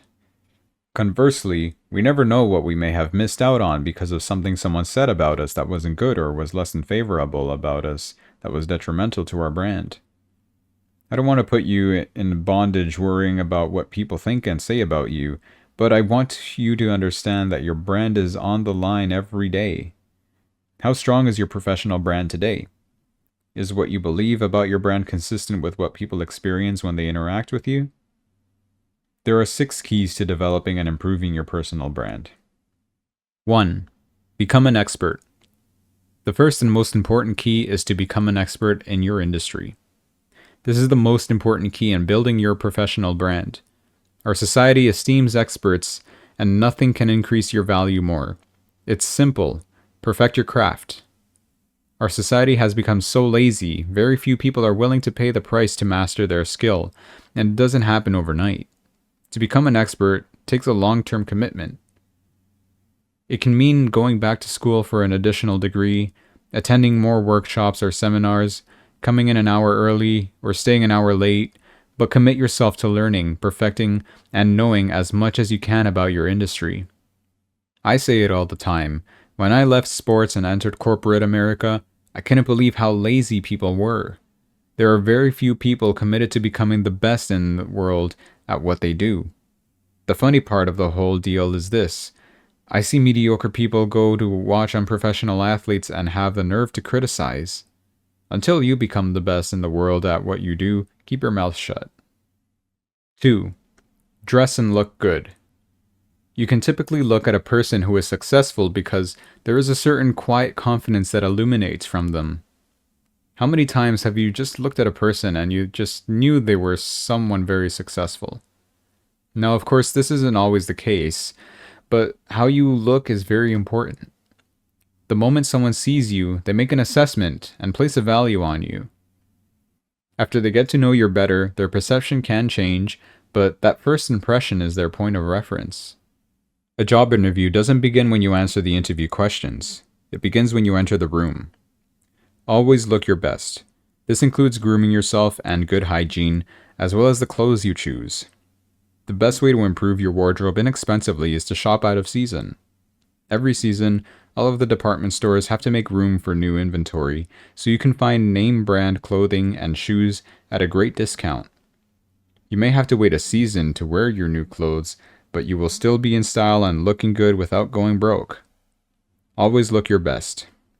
When you look good, you feel good, and everyone will respond to you in a very different way. 3. Live with integrity. Your integrity is like your grade point average, GPA. Every day you get a grade. If you tell someone you're going to do something, do it. This builds trust from your peers, and your brand needs trust. Be reliable and trustworthy with information, thoughts, and possessions. Always do the right thing. Every day we have choices, and I believe our choices are represented by our lives. One bad choice can damage your integrity, which will surely damage your brand. We all make mistakes, but when you do, own up to it, apologize quickly, and move on. Protect your integrity like a GPA. One F can destroy it.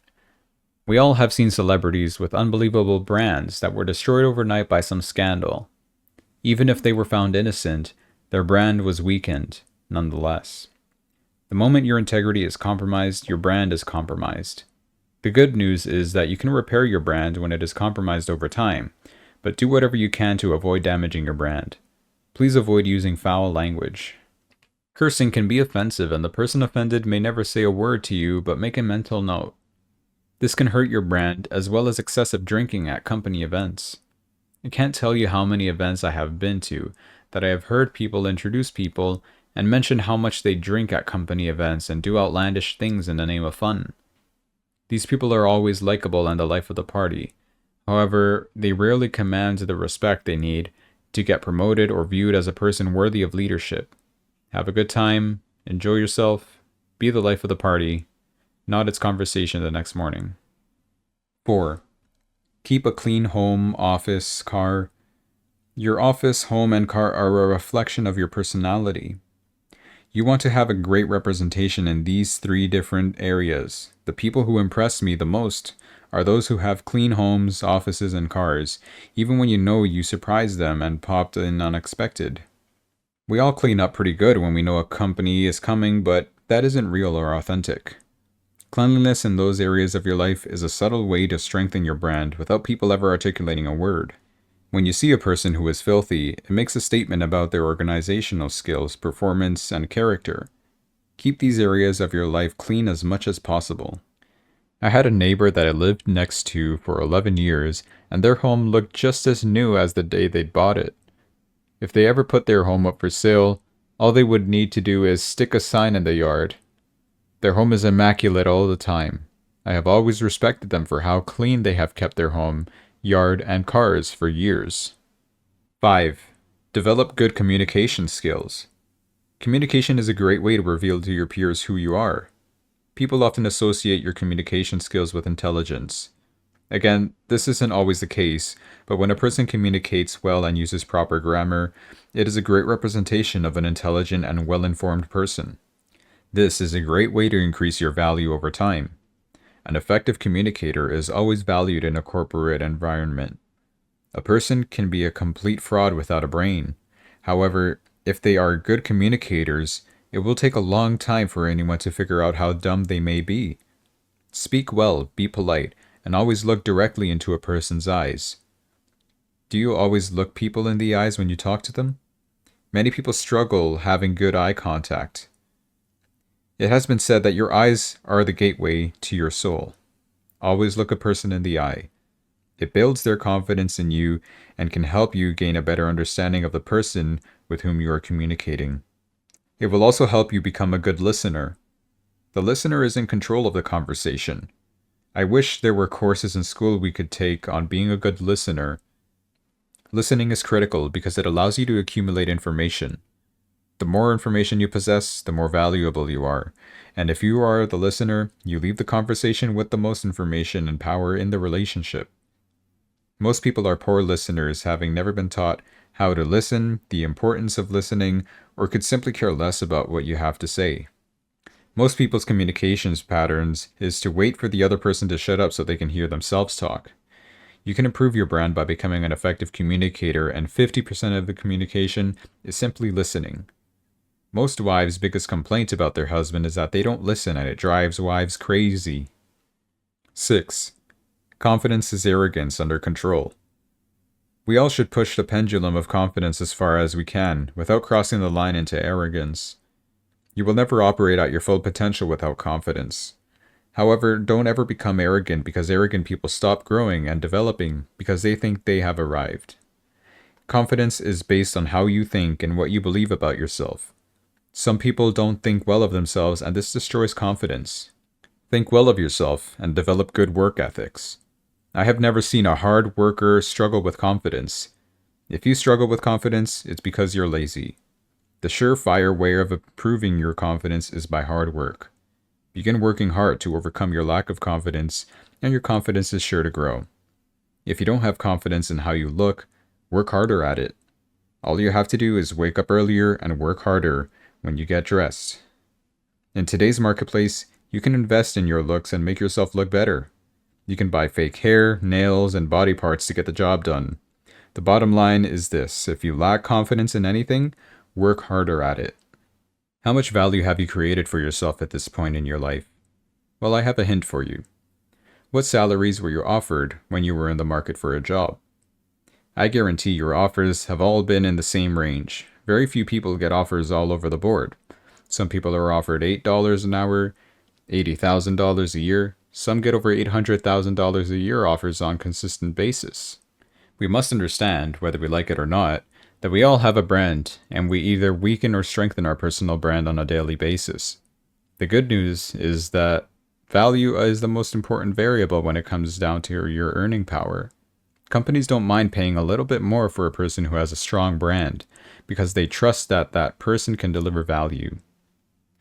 When high value has been placed on a product, service, or a person, people will pay top dollar to get it. You can buy a steak for $5 or $50 depending on the brand of the restaurant. Customers don't mind paying money for a product, service, or an employee who has a perceived high market value. Value is the determining factor in the brand. Our personal brand is based on how we look, act, talk, and how we impact people, organizations, and situations.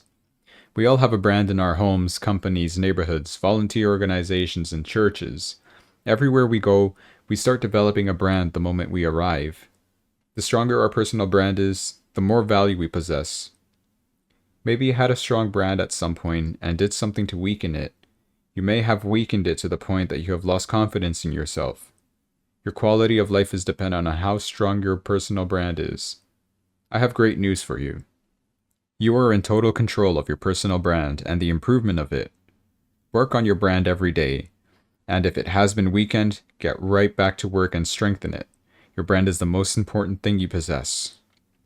You can't outproduce your self-image. Walter Bond. Chapter 8. The Man in the Mirror. Do you want to know the real reason people fall victim to the corporate comfort zone? Do you want to know what could be holding you back from increasing your income? The answer to the reason people settle for less in their lives is simple. A person doesn't settle until they believe they are getting what they truly deserve out of life. Your life is where it is because this is how you see yourself. As a man thinks, so is he.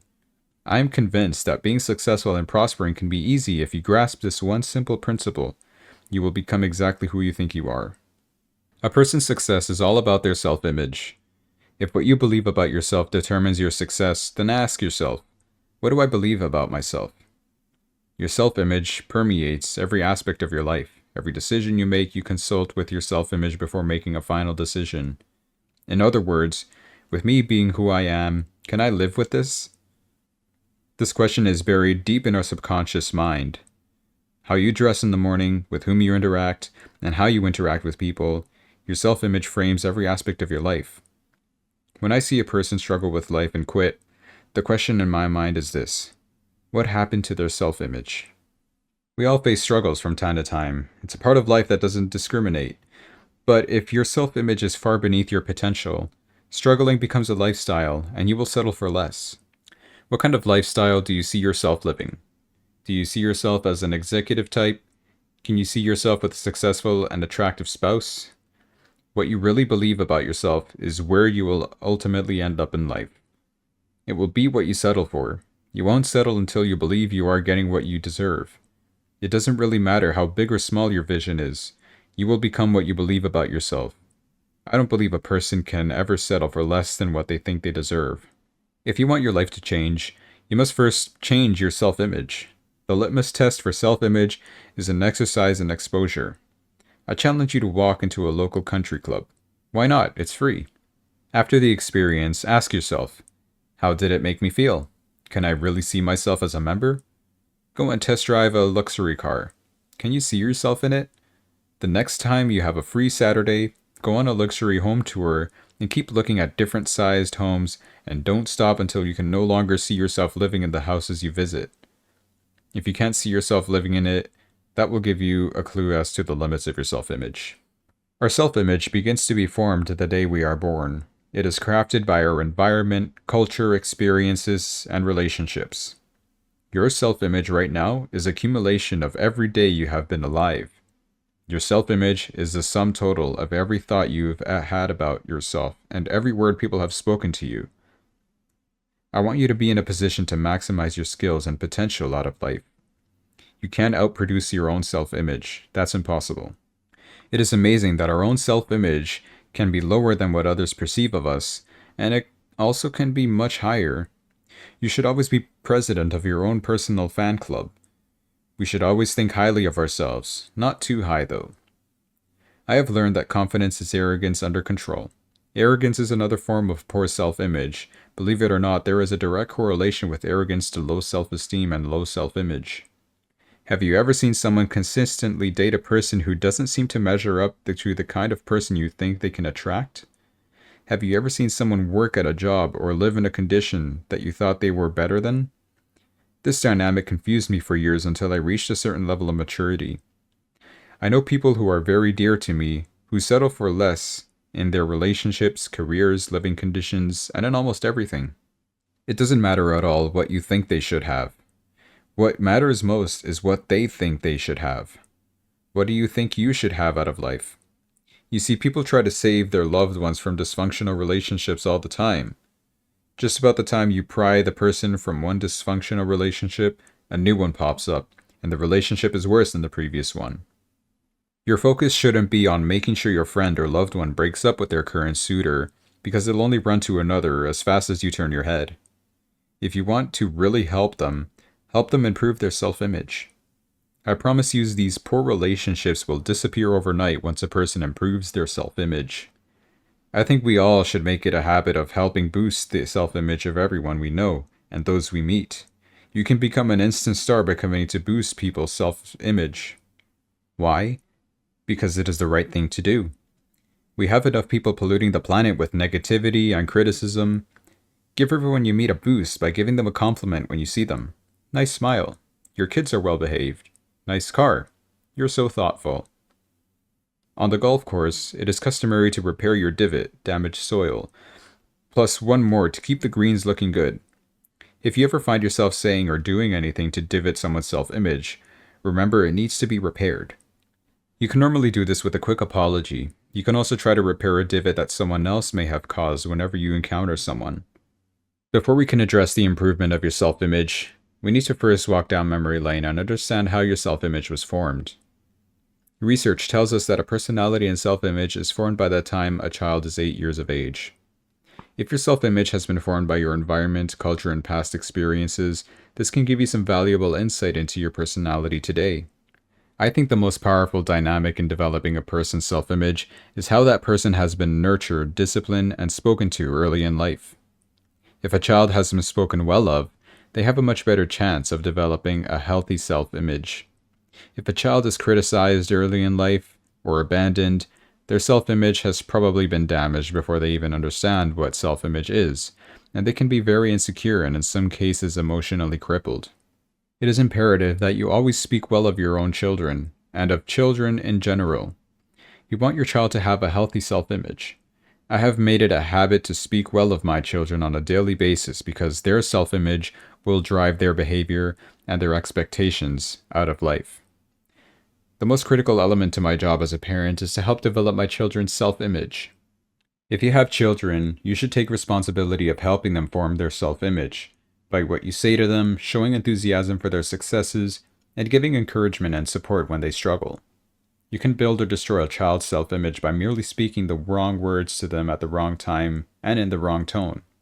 I have not met a perfect family yet, so be courageous and honest about your background, because it contains powerful information that can be the key to understanding your own self-image. There is even research that reveals the different dynamics of a child relative to their birth order. You may be the youngest child in your family. They tend to be fun-loving comedians, best athletes, or sometimes the weakest link. Middle children can be good referees, obsessed with fairness, but they like to argue and stir things up. The oldest child can be more conservative and not so aggressive. There are so many variables that help to form your self-image. It would take some thought to sort it all out, but it would be worth it. There are some simple keys that can improve a person's self-image. These steps are good for everyone because we all can use a boost. But first of all, let's look at some characteristics of poor self-image. A person with poor self-image can operate at two extremes.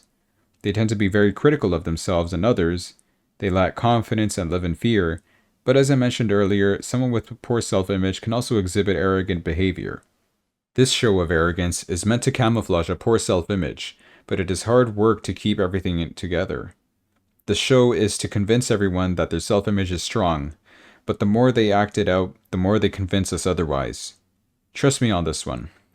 After an 8-year professional basketball career, I have seen both extremes. A consistent show of arrogance and bragging is a red flag for a poor self-image. There are 4 keys to building your self-image. 1. Think and speak well of yourself. The key ingredient for improving your self-image is to genuinely think and speak well of yourself. It is so common to hear people bash themselves as if it's okay. If you take offense when people speak poorly of you, why would you speak poorly of yourself? Have you ever heard someone call themselves stupid, lazy, or ugly? We see others who may not say an unkind word about themselves, but their lifestyles are abusive. Remember, a person's actions tell you the real story. You can't have a good self-image and then have a lifestyle with self-destructive behavior. I have met people who really don't love themselves, basically because no one has ever expressed love to them. Think well and speak well of yourself at all times. Love yourself at all times. If you don't, you can never receive love from anyone else. When a person tries to love you, you will reject it because you wouldn't think you deserve it. If your self-image is what it should be, you expect people to love you because you are lovable. Discipline your mind to always think well and speak well of yourself and others, and expect to hear compliments accordingly. 2. Surround yourself with advocates. Always surround yourself with people who are advocates, those who allow you to be yourself and support you no matter what. This planet is full of actors. We have Emmy and Oscar winners everywhere who will never set foot on the big screen. It is hard work being on stage all of the time trying to convince people that you are someone you really aren't. There is nothing wrong with you that you should try to be someone other than yourself. The worst travesty to a human life is for someone to become an actor in life, and thus never become really who they are. It is so refreshing and liberating to be around people who believe in you and allow you to be less than perfect.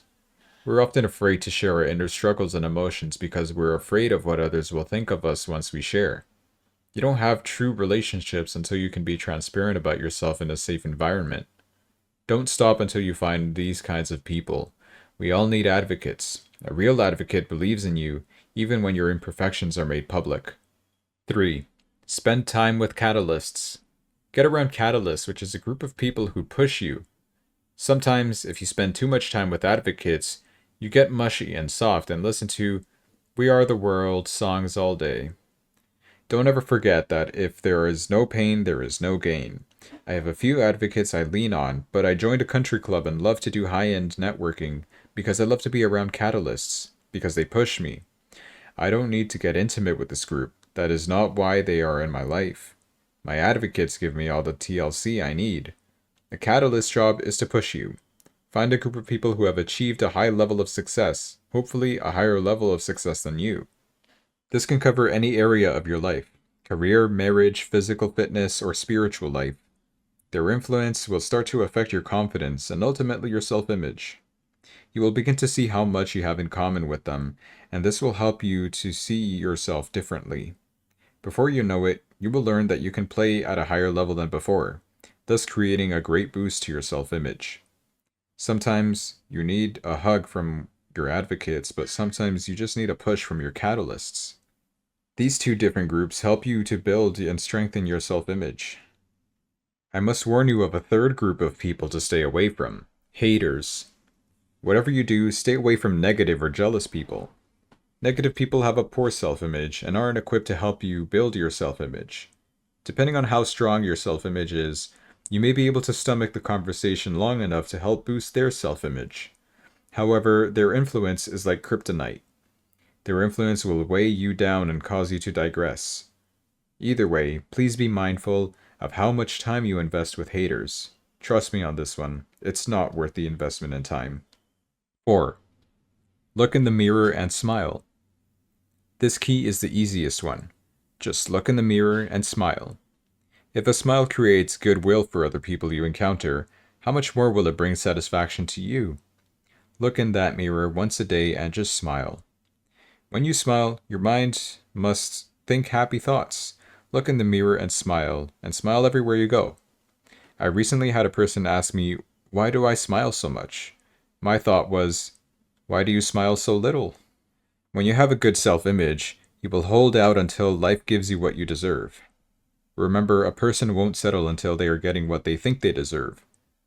I have learned through my experience that professional athletes hold out on their contracts all of the time. Fans complain and the media have a field day on their behalf and call them greedy. In some cases, that is exactly what they are, but for the sake of this conversation, let's call them convinced.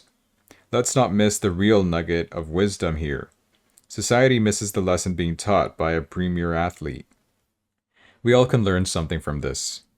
Now, I do believe that if you sign a contract, you should honor the contract, but when an athlete holds out, this athlete is thoroughly convinced that he or she is worth more money and is willing to take a stand to get it. You know what? Sometimes this strategy works because their confidence can convince everyone they are worth the amount they seek. It takes courage to take a stand and demand more out of life or your situation. What stand have you made lately based on your self-image? Do you just settle for what your company says you're worth? What do you think you are worth? What value a person really places on themselves is clearly indicated by what salary they accept. A salary is something you receive, accept, or reject. There is a huge difference between the three. You can receive a salary and not accept it as your true value. You can accept a salary and receive it as your true value, or you can reject it altogether and look until you receive a salary that you feel is in line with your true value. I recognize that we can accept the salary and not receive it as our true value because we do have to start somewhere. My point is this: I believe when a person hits the comfort zone in the corporate world, they are convinced they are being paid what they are really worth, and their paycheck reflects their self-image. What salary do you currently receive? Have you accepted it as your true value? Does your self-image tell you that you are $45,000, $50,000, or a $100,000 person? You get to choose. Don't ever let anyone decide this for you. Take control of this yourself. When a person's self-image is healthy, they will make a stand in their relationships too. They are comfortable being by themselves until they meet someone who meets their standards. You see, the key to helping someone achieve greatness is to nurture their self-image. My motivational programs are no good if I can't convince people they are worth more than they are currently receiving out of life. If I can't lift a person's self-image, I can't motivate them. My own self-image has been tested. I can remember after I retired from professional basketball and put my resume together, I had very successful interviews, but every job offer that came back was entry level. I was 30 years old and I understand what these companies were thinking. His resume was the same as a college graduate. I had no work experience, therefore they saw me as entry level. I knew I was much more valuable than they gave me credit for, and it was very frustrating for me. Begrudgingly, I took an entry-level job as a job recruiter because this is what the marketplace said I was worth. I worked there for less than 2 months until I couldn't take it anymore. My self-image told me I was much more valuable than this job paid. One Friday evening, after 2 months of work, I said to my wife, I can't go back. I believe I was more valuable and I couldn't handle staying with a company that didn't reward me according to my true value. I worked hard while I was there, but I just couldn't stay any longer. My self-image allowed me to make a stand for myself and my family. That weekend, we decided to found Walter Bond Seminars, and in less than 5 years, we had more than replaced our MBA income in business. We doubled it. Your self-image will not allow you to accept anything that is far below your own perceived value. In this case, my self-image helped me. I have also experienced the opposite. When I first started speaking, I was terrified to speak in front of a corporate audience, so I would only speak to youth. I didn't believe I had a message to share with an adult audience. Why would a room full of executives listen to me? That was because of a poor self-image. The more I spoke, the more confident I became, and that alone helped me to change my self-image as a speaker. This changed our business, changed our revenue, and changed our life. You won't settle on life until you believe you are getting what you deserve out of life. But my self-image is fine and it doesn't have anything to do with my lifestyle. All but stink. Your self-image is your lifestyle.